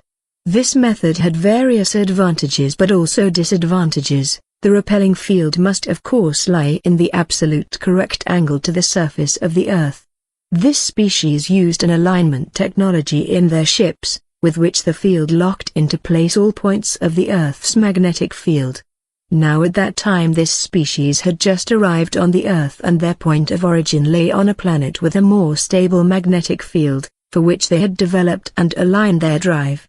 The magnetic field of the Earth is not really all that stable. It is subject to cyclical variations and it forms field eddies under unfavorable conditions. Whenever a ship with one of those kinds of drives gets into a field fluctuation or into an eddy that is too strong, then for a short time the repelling field can no longer align itself correctly and the ship glides uncontrolled on its flight path. The drive is operating correctly, to be sure, but the field fluctuates in all directions and because of that, the ship can crash. In the case from 1947 which you addressed, it is my understanding that one of the ships got caught in a fluctuation, its field linked up unintentionally with that of its squadron leader and it collided with another ship whereby both of them were heavily damaged. The cause for the magnetic fluctuation at that time was probably an electrical disturbance brought about by a weather event. Both ships crashed as a result, one of them fell near the collision point, the other 100 kilometers or so distant. All occupants were killed in the impact. The thin hull structure of that kind of disc craft is in and of itself not very stable, since those disks have not been designed for crashes as well as for flight in a field where there are exterior forces at work. Now, your human military collected the individual pieces at first until they discovered the whole ships with the dead creatures aboard. Immediately they classified everything as top secret and brought them to their military bases in order to analyze the drive. The secret endeavor was to set the alien technology in place later against evil enemies of that great country. That is as primitive as it is ridiculous. I believe I remember, I don't want to specify exactly your date, that it was probably between 1949 and 1952 that there was a rather bad accident during some research being done on one of the wrecks, according to what I heard, what members of my species were told by members of that government. It resulted in an unintentional activation of one of the drive's components in the unshielded condition. As a result, for a very short period of time, how should I phrase this, there was an unchecked shift of the environment to a plasma-like condition, which on the other hand, through a very, very unfortunate accident, caused an overturning of the general power field into a magnetic pulse of immense power. Do you have any idea what kind of an effect a plasma magnetic jolt has, when it comes into contact with an organism? No, how should you know that? Of course you don't. Disturbance in the structure of the field and bioelectric feedback. Imagine, if you will, a human body which is engulfed in bright flames for 3 or 4 of your days. Those flames apparently do not go out and they burn the body right down to its last constituents. Well, then you have an approximate impression of what happened. I think that 20 or 30 of your scientists were killed in that lab. 2 further crashes occurred in 1950 and 1953 in the water catchment area of the American continent. Those ships were able to be recovered from the crashes relatively intact. The one in 1953, as I remember, even had an intact drive core. It was by means of that device that you saw for the first time that you had understood the entire concept fully incorrectly and that you had reconstructed it fully incorrectly. Even today you still don't have it right. That species, which had built the ships in the first place, a species which I, by the way, count among those who are unfriendly towards you, was naturally worried about the investigation of their own technology by your kind. They did not want, however, at that early point in time, to begin direct conflict with you, and so they chose the diplomatic path and came into contact with that government during your 1960s. Of course, they did not divulge the real reasons for their being here, copper, hydrogen, air, but rather they pretended to be curious researchers and offered to show people the functioning principle of the ships whereby they would expect in return some favors. Simple-minded as you are, you of course agreed to it. And were deceived. You gave them raw materials, you gave them secure locations for their bases, you gave them access to your most secret defense data, you gave them access to your DNA and much more, and all just to quench your greed for power and information. The alien species of course quickly noticed that they were dealing with simple-minded creatures, and they gave you false and inferior information about their technology so that they receive much more out of the collaboration than your kind do. For example, they gave you information that the drive can only be constructed with unstable elements of a higher ranking number, but they withheld the information that the field drive can be constructed with various modifications to work as well with stable elements of a lower periodic number, and generally, that's the way it's done. Through these half-truths they made you dependent on the synthesizing of high-numbered elements, and thereby renewed by their own technology.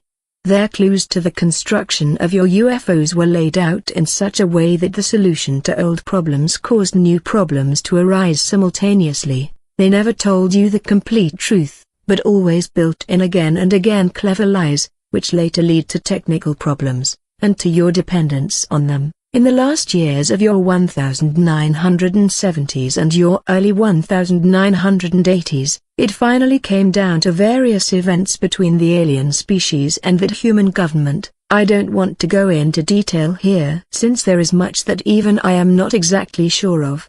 The whole thing lay in the context with some new, or better said, The old technical problems with your own self-constructed ships whose camouflage and drive partially failed to function in test flights in the open. Because of that, the function of secrecy was threatened. Your military and your politicians slowly, very slowly, came to the conclusion after more than 20 years of this that they had been deceived by that alien species. Multitudinous incongruities and the overstepping of bounds of the treaties by both sides finally led to an altercation between you and the extraterrestrials, which culminated in the liftoff of 3 of the alien aerial objects through a special, how do you say it, EMP, electromagnetic pulse, weapon and a military skirmish at one of their underground installations. As a consequence of these attacks, the alien species ultimately withdrew from all contact with you and was understandably more than angered about your kind.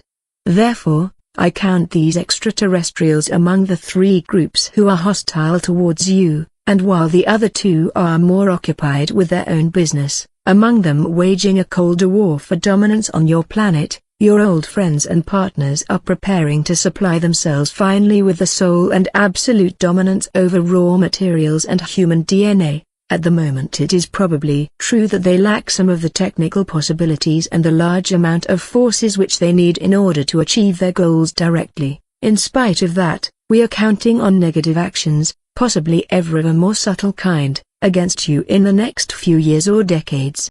Question: will the other extraterrestrial species undertake nothing against these warlike actions?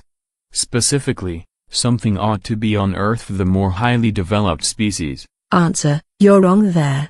Specifically, for the more highly developed species there is simply at the very least your fate. You are animals for them. Animals in a very large lab. Understandably, an alien intervention on your planet would disturb their projects, but I don't think that they accept a confrontation with other species for it. Many of them could look for another research planet for themselves, or they could study over a long distance your behavior and your consciousness. Awareness, since crisis situations could have an attraction for their studies. Whenever you people take a look at an ant-hill, and another person comes along and steps on the ant-hill, what do? You go on your way, or you search for another ant-hill, or you observe the ants in their crisis condition. But would one of you, even though he were larger and more powerful than the one who stepped on the ant-hill in the first place, defend the meaningless ants? No. You have to imagine for yourself the viewpoint of the more highly advanced creatures. You are the ants. Don't expect any help from them. Of course we would also ask for help when it became clear that your old partners were ganging up on you. Some members of that human government are fully aware of our existence, also partially owing to an old religious basis. For example, there is a gigantic partially underground building in the capital which is totally dedicated to my species, and that also has a direct approach to an elevator shaft and to an underground system. In this building partial meetings have taken place and do take place between us and humans. We have passed on information to you in the last few years. According to what I know, we will keep ourselves as far away from the conflict as we can. You ought to learn to solve your own problems yourselves, or to become intelligent enough never to create those kinds of situations. What will come and who will possibly place themselves on your side, only time will tell. I really do not want to make any indications about that. Question: I have here 5 prints of different UFOs, which claim to show UFOs. Can you take a look at the pictures and tell me in which of them actual extraterrestrial aerial craft can be seen? Answer: I can try it. You pose many questions to me today which even I cannot answer unequivocally. Don't overestimate my knowledge. I'm no expert in alien technology and the construction of extraterrestrial ships. To be sure, there are mostly some technical details and peculiarities about genuine UFOs, with whose help one can easily differentiate them from natural phenomena or human forgeries. You falsify sometimes the pattern of genuine ships, therefore, it is not so easy simply with absolute certainty to identify an object. I'll try it. Show me the photos. Comment by Olake. She considered the pictures respectively for only a couple of seconds and then sorted out photos 1, 3 and 5. These 3 pictures here are obvious counterfeits or erroneous identifications. In the one picture, it certainly seems to me that a real existing ship of an alien species was adapted for a small model here. It lacks important characteristics which are tied in with the technically and physically associated field. Generally speaking, a picture is all the more a fake, the clearer the outline and the colors are, because a levitating ship is generally hidden in a shifted field condition that even distorts the colors or the forms according to alignment. It might perhaps sound strange, but hazy and spectrally shifted photos are sometimes to be interpreted as an indication for a possibly authenticity. By the way, this object is floating above the water. If it were a genuine ship, we would have to see in any case either a trough or a swell on the surface. Since the surface is flat, it is obviously not a genuine ship. In my opinion, none of these three pictures show genuine objects in flight or UFOs. Here in this picture I see above all no artificial object in flight. It seems much more to deal with only a light reflex in your simple optical cameras. You really ought to be intelligent enough not to fall for a mix-up like that. When your general public chases counterfeits and frauds for a long time, then they will presumably discover too late what is really going on in front of them in their atmosphere. Photo 2, Albiosque, France, 1974. This one seems to be genuine, at least it displays the necessary characteristics. I would assign it at first glance to an alien species who have been visiting your planet for the last 35 years or so. The object itself is metallic and disc-shaped. Certainly it is distorted in form and color by means of a field effect.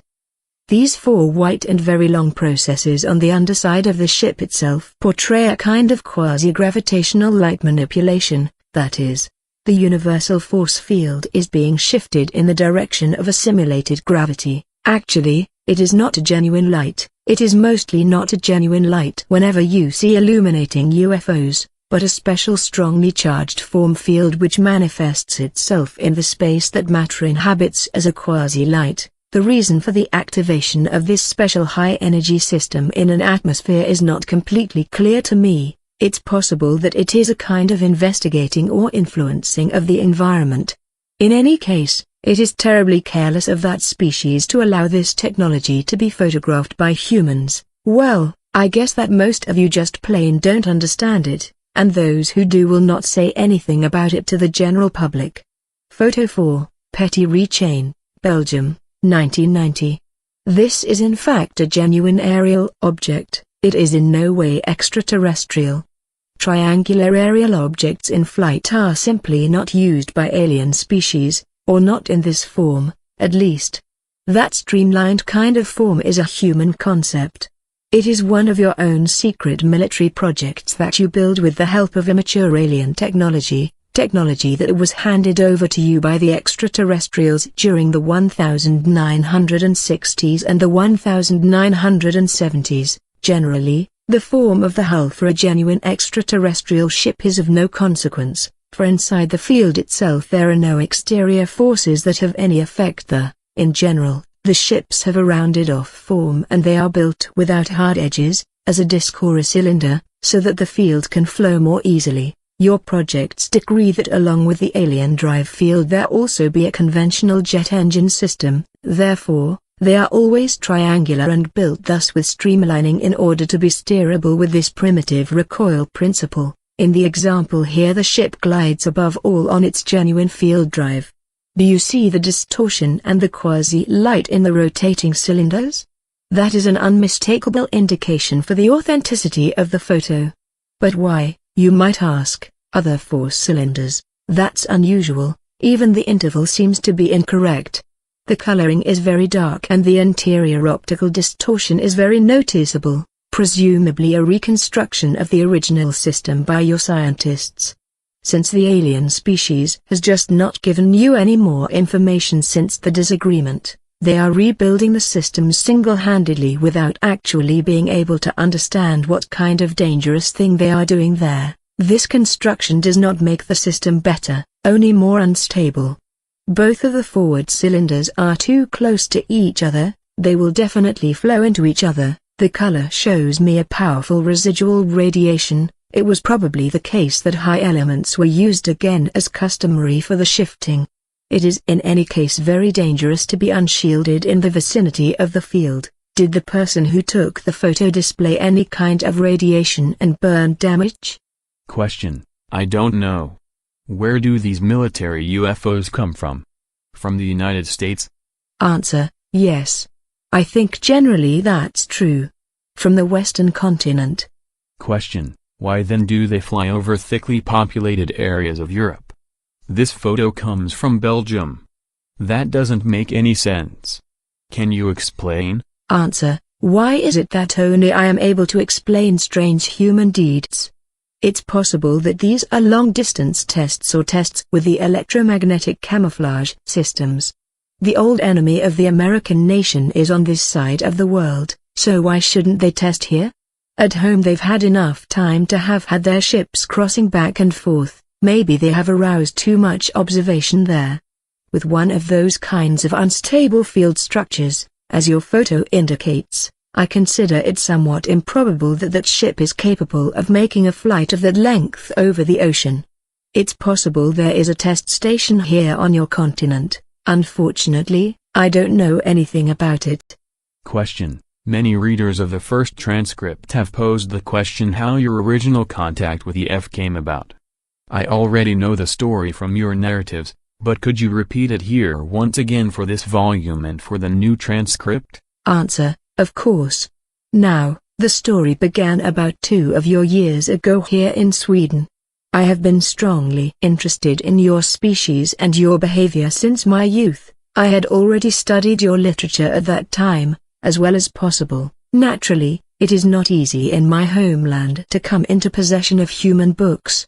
But since my group or family stands in a high-ranking order, I was able to gather some material together and sometimes to speak with others of my kind who have already been in contact with you. I was really very curious about your species, and as soon as I was allowed to come to the surface, I attempted to assemble more information immediately. Above all, it was expressly forbidden for me to commence direct contact with humans because in my position at that time, there existed no necessity for doing so. It was in your year 1998, when I was on my way further north from here in the remote forests in the vicinity of the entrance to my world and was looking for biological specimens, which we use in order to watch over environmental pollution and destruction of your flora and fauna statistically by your own kind. At the time, I was already on the return path to the entrance. We can even orient ourselves more easily, by the way, through our senses to the Earth's magnetic field,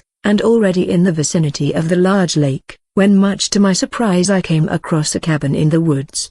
In this cabin I sensed a human consciousness, awareness.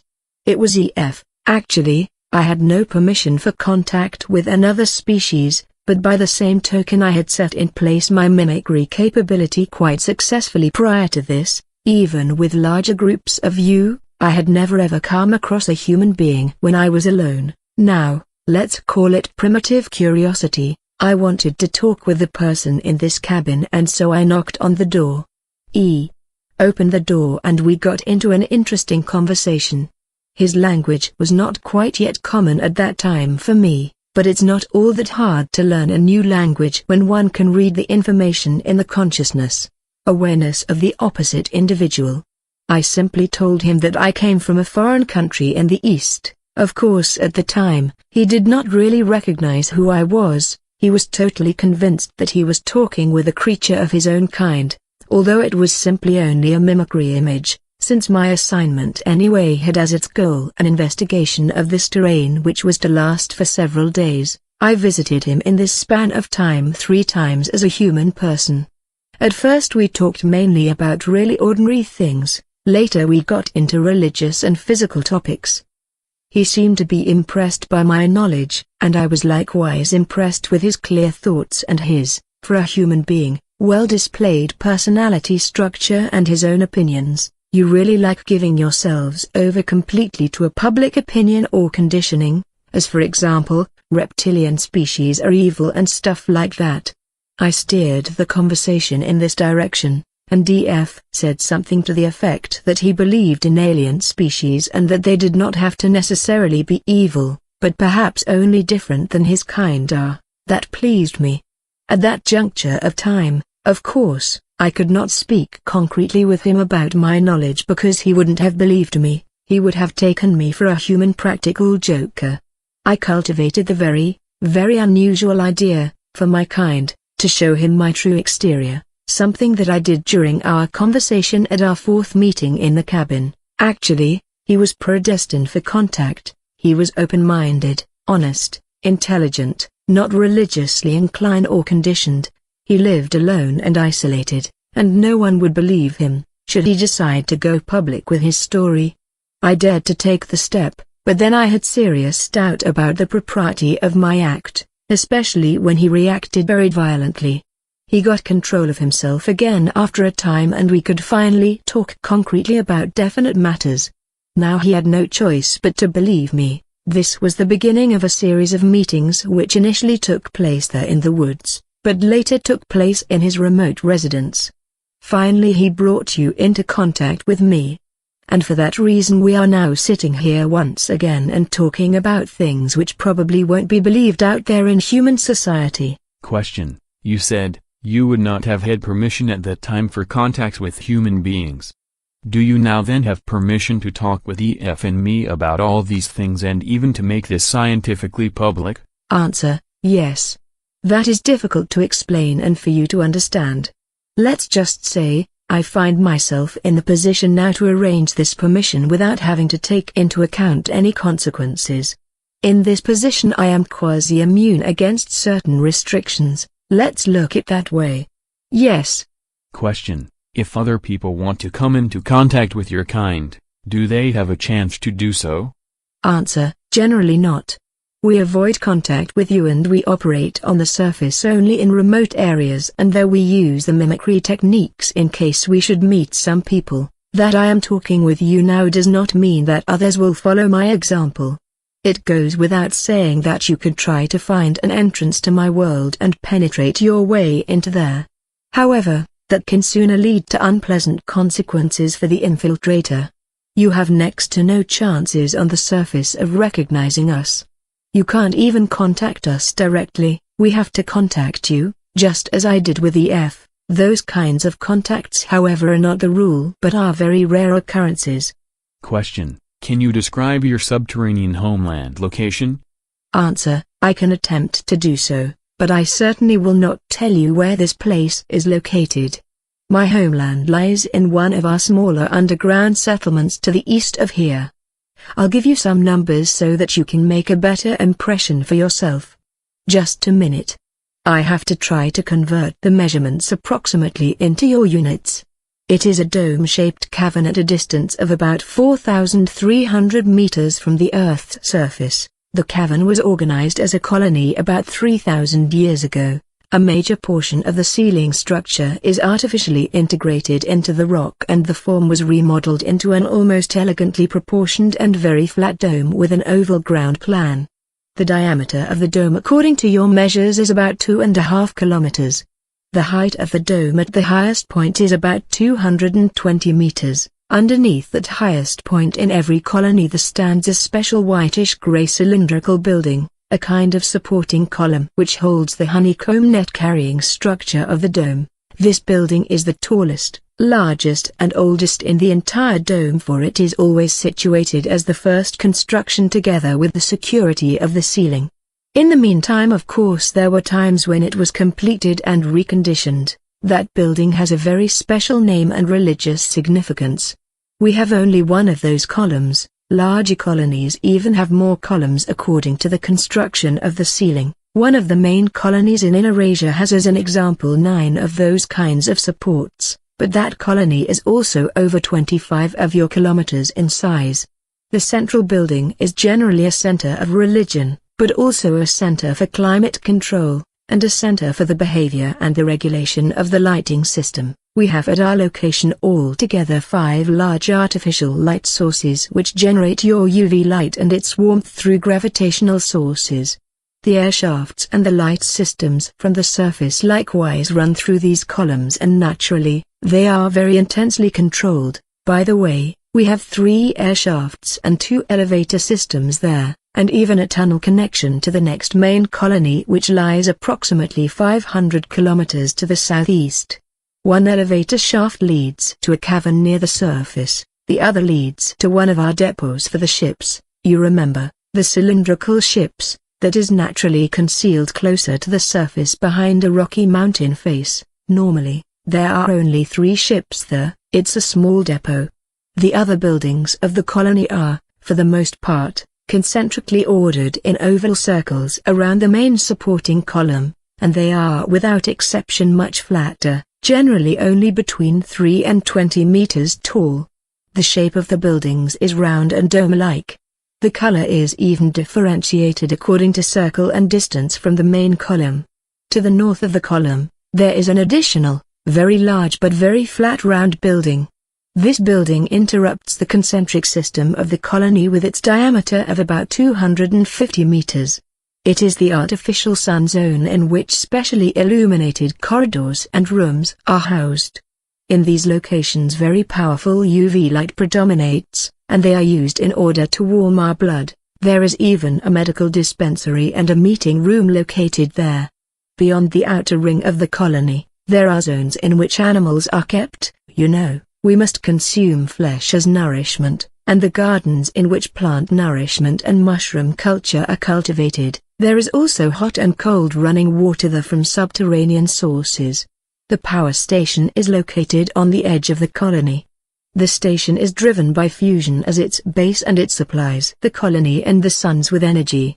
My group or family lives, by the way, in the 4th ring of buildings out from the central support column, so much in such a short time. To describe to you all the buildings and their tasks would be going too far. It is difficult to describe something like that to you, for it is a completely different set of surroundings and culture from what you are accustomed to in your life on the surface. You really have to see it for yourself to be able to believe it. Question: will I myself see it sometime? Answer: who knows, maybe. Time brings new opportunities. Question: how many creatures of your kind live in this colony? Answer: approximately 900. Question: that is the end of the interview. Do you have any final message for the readers of the transcript? Answer: yes. I'm thoroughly surprised at the many comments to my words. Of course, I am naturally also disappointed about the religious portrayals of me as the enemy which have been voiced and which have buried themselves deeply in your mind.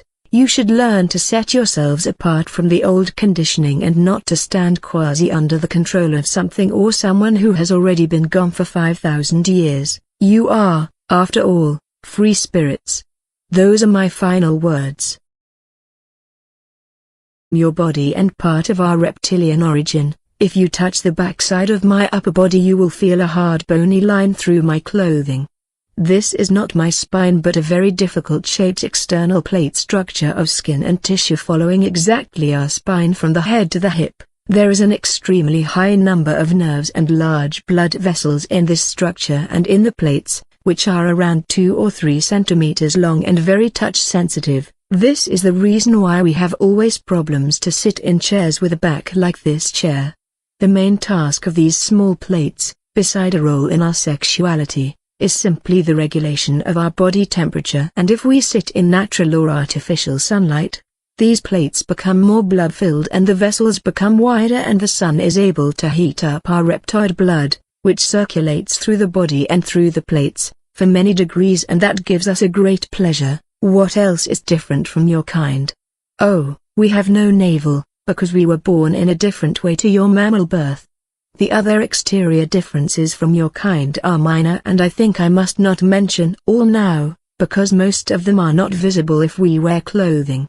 I hope the description of my body was detailed enough. I would advise you to make some drawings. Question: what kind of clothing do you generally wear? I suppose this is not the way you dress normally. Answer: no, I wear this human everyday clothing only when I'm among humans. To be honest, it's not very comfortable for me to wear such tight things, and it is always a very unusual feeling. If we are in our own home, this means in our subterranean home, or in our large artificial sun areas, and if we are together with others near to our own name, we are usually naked. Is this shocking for you? When we are in the public and together with many others of my species, we wear very wide and soft clothing made of thin, light stuff. I have told you that many parts of our bodies are very touch sensitive, mostly the small back plates, so we can't feel comfortable in tight clothing because it can hurt us. Man and woman wear often the same kind of clothing, but the colors are different for the sexes. Question: You said others near to your own name. Do you mean your family? Answer: no, not really. You would call it family, but with this word you mean only those of your kind which belong genetically together, like father or mother and child. As I have said earlier, we have a very difficult and unique name.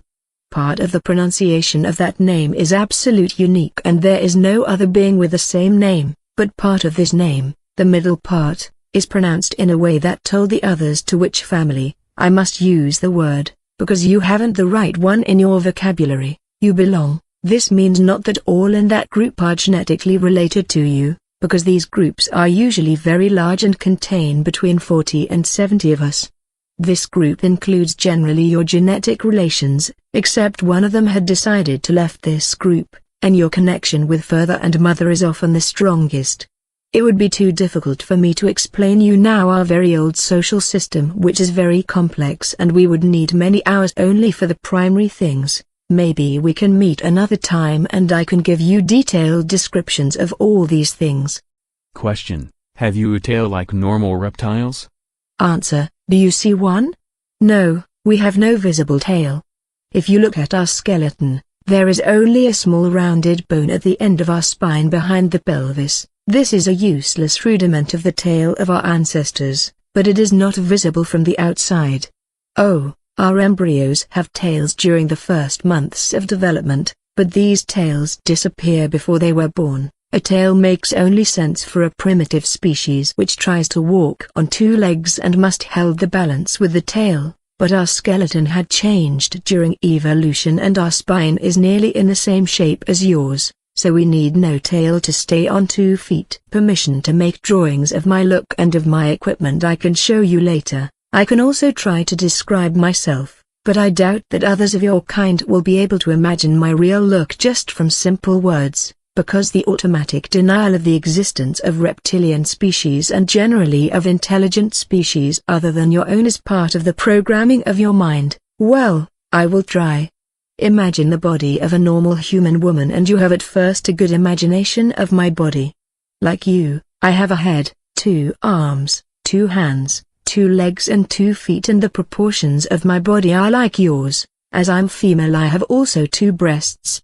Despite our reptile origin, we have started to give milk to our babies during the evolution process. This happened around 30 million years ago, because this is the best thing to keep the young alive. Evolution had done this for your species already in the dinosaur age and, a little bit later, also for ours. That means not that we are now real mammals, but the breasts of us are not as large as those of human woman, and the size of them is generally equal for every female of my kind. The external reproduction organs are for both sexes smaller than those of humans, but they are visible and they have the same function as yours. Another gift of evolution to our species, my skin is mainly of a green-beige color, more pale green, and we have some patterns of brown irregular dots, each dot of the size of 1 to 2 centimeters, on our skin and in our face. The patterns are different for both sexes, but females have more, especially in the lower body and in the face. You can see them in my case as 2 lines over the eyebrows crossing my forehead, at my cheek and at my chin. My eyes are a little bit larger than human eyes. For this reason, we can see better in the darkness, and usually dominated from the large black pupils, which are surrounded from a small bright green iris. Males have a dark green iris. The pupil is slit and can change its size from a small black line to a wide open egg-shaped oval, because our retina is very light sensitive and the pupil must compare this. We have external round ears, but they are smaller and not so curved as yours, but we can hear better because our ears are more sensitive for sonic. We can also hear a wider range of sonic. There's a muscle or lid over the ears which can completely close them, for example underwater. Our nose is more pointed and there is a V-shaped curving between the nostrils. which enabled the ancestors to see temperature. We have lost most of this ability, but we can still feel temperature much better with this organ. Our lips are shaped like yours, those of females a little bit larger than those of males, but of a pale brown color, and our teeth are very white and strong and a little bit longer and sharper than your soft mammal teeth. We have no different hair colors like you, but there is a tradition to color the hairs in different ages, and the original color is, like mine, a greenish brown. Our hairs are thicker and stronger than yours and they grow very slow. In addition, the head is the only part of our body where we have hairs. Our body, arms and legs are similar in shape and size to yours, but the color is different, green-beige, like the face, and there are scale-like structures on the upper legs, over the knee, and upper arms, over the elbow. Our 5 fingers are a little bit longer and thinner than human fingers, and our skin on the palm is plain. So we have no lines like you, but again a combination of a scale-like skin structure and of the brown dots. Both sexes have the dots on the palm, and we have no fingerprints like you. If you touch my skin, you will feel that it is smoother than your hairy skin. There are small sharp horns on the upside of both middle fingers. The fingernails are gray and generally longer than yours. You see that my nails are not so long and round at the top. This is because I'm female.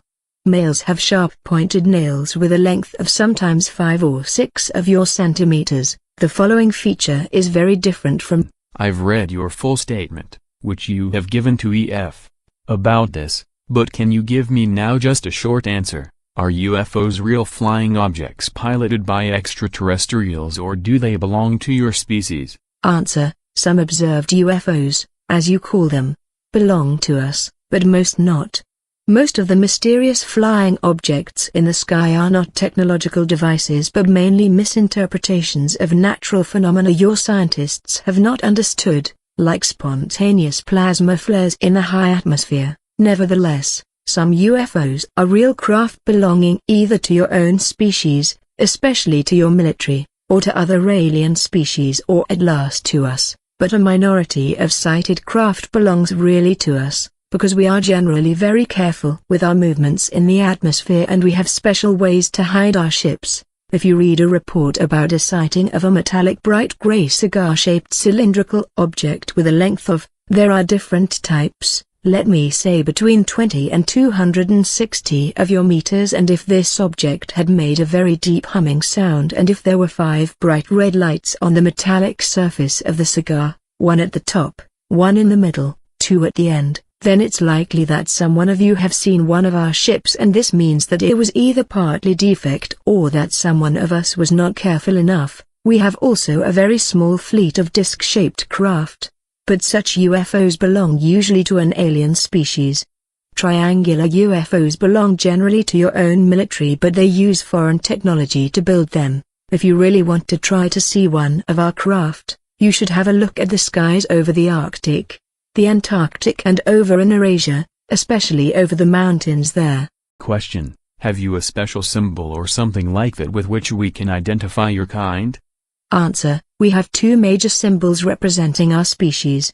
1, the more ancient, symbol is a blue serpent with 4 white wings on a black background. The colors have religious meanings for us. This symbol was used from certain parts of my society, but it is today very seldom. You humans have copied it very often in your old writings. The other symbol is a mystic being you would call a dragon in the shape of a circle with 7 white stars in the middle.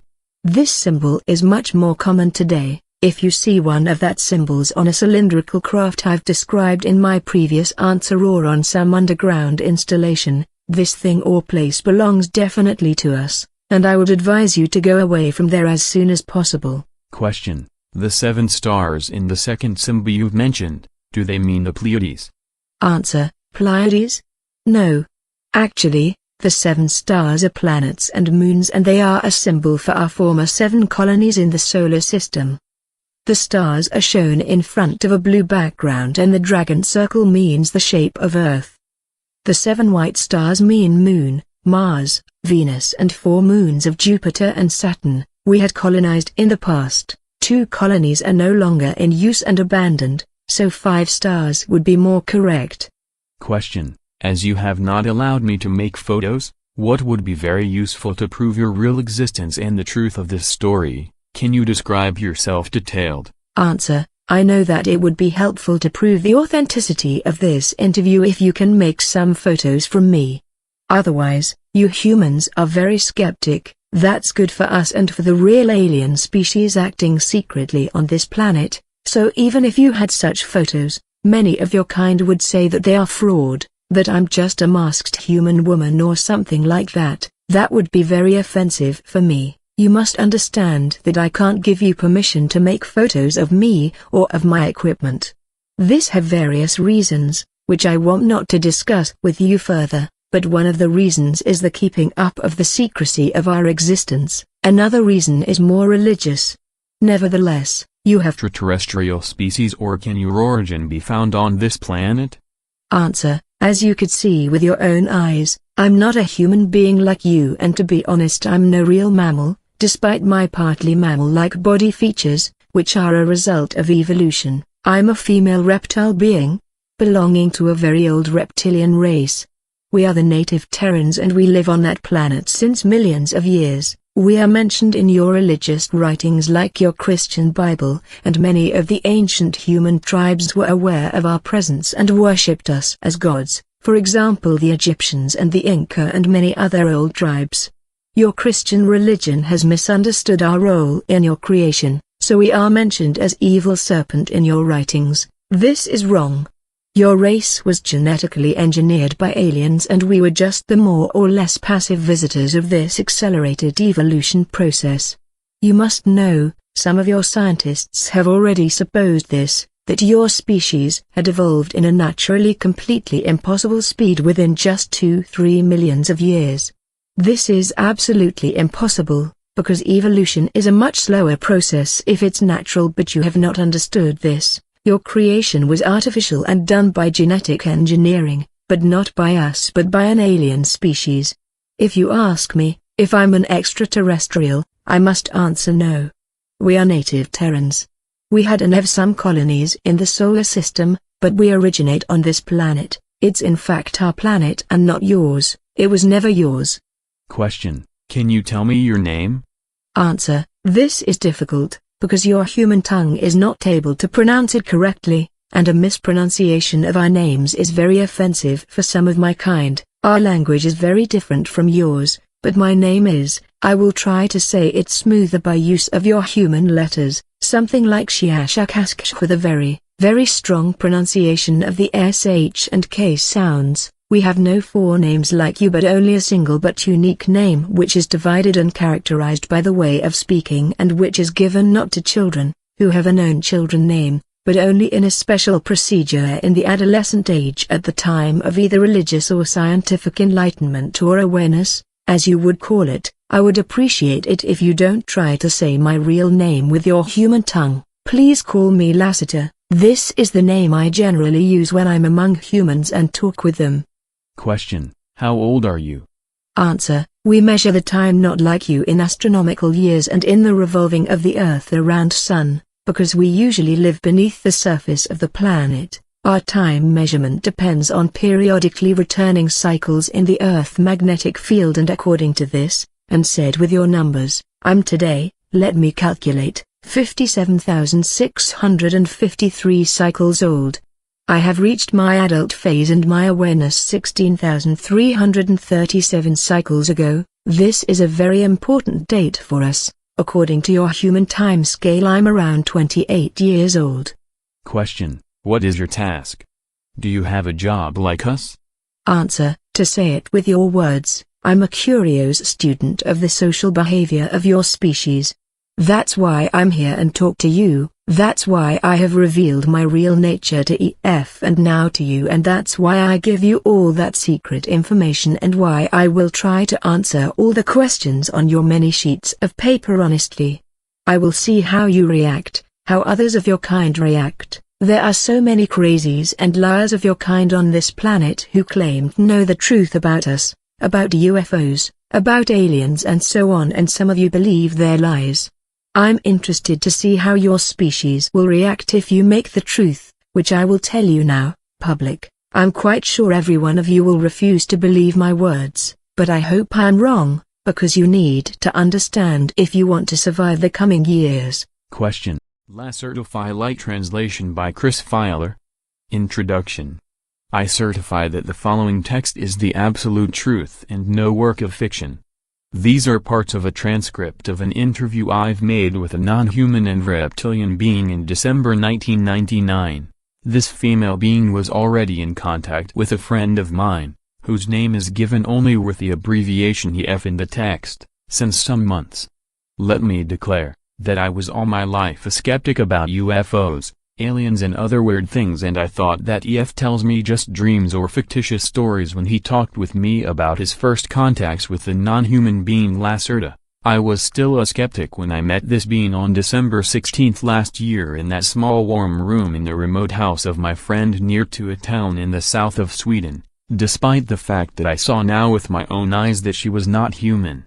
She has told and shown me so many unbelievable things during that meeting that I can't deny the reality and the truth of her words any longer. This is not another of that wrong UFO papers which claim to tell the truth but tell in fact just fiction. I am convinced that this transcript contains the only truth and therefore you should read it. I had talked with her for over 3 hours, so the following transcript shows you only shortened parts of the interview, because she asked me after the interview not to publish everything she had told me already now. The order of the questions in this transcript is not always the same order in which I had asked them, so it may seem sometimes a little bit confusing to you. It was not easy to delete all the important parts she had asked me to delete from the transcript, so I apologize for the maybe unusual order. I'm in the possession of the entire transcript of the interview, 49 pages with some of my drawings of her body and her equipment, and also of some tapes on which I have the full interview, but I will not reveal this before I have permission from her. I will send this shortened form of the still fascinating document to 4 of my reliable friends to Finland, Norway, Germany and France, and I hope they will translate it into their own languages and into other languages, and I hope as many people as possible will be able to read and to understand the transcript. If you receive it, please send it to all your friends via email or make printouts and copy them. I certify furthermore that various paranormal abilities of her species like telepathy and telekinesis, including the moving and dancing of my pencil on the table without touching and the flying of an apple around 40 centimeters over her hands, were shown to me during the 3 hours and 6 minutes of the meeting, and I'm absolutely sure that these abilities were no tricks. The following is certainly difficult to understand and to believe for someone who hasn't experienced it, but I was really in contact with her mind and I'm now completely sure that everything she said during the interview is the absolute truth about our world. Unfortunately, if I read the entire transcript and, much more, this very shortened form by myself, I have the strong impression that everything I've written sounds too unbelievable to be true, that everything sounds more like a bad science fiction story from TV or cinema, and I have doubts that anyone will believe my experiences. But they are true, if you believe it or not. I can't expect from you that you believe my simple words without evidence, but I can't give you that evidence. Please read the transcript and think about it, and you will maybe see the truth in these words. There will be a new meeting between me and her, again in the same house in Sweden, on April 23, 2000, and she promised me to give me maybe some evidence for her existence. In the meantime I collect questions which I will ask her then. Maybe she gives me permission to reveal more of the missing parts in the transcript and about the coming war. Believe it or not, this makes no real difference, but I hope you will believe. Ole K. Transcript of interview, shortened version, December 16, 1999. Question. First of all, who are you and what are you? Are you an extra?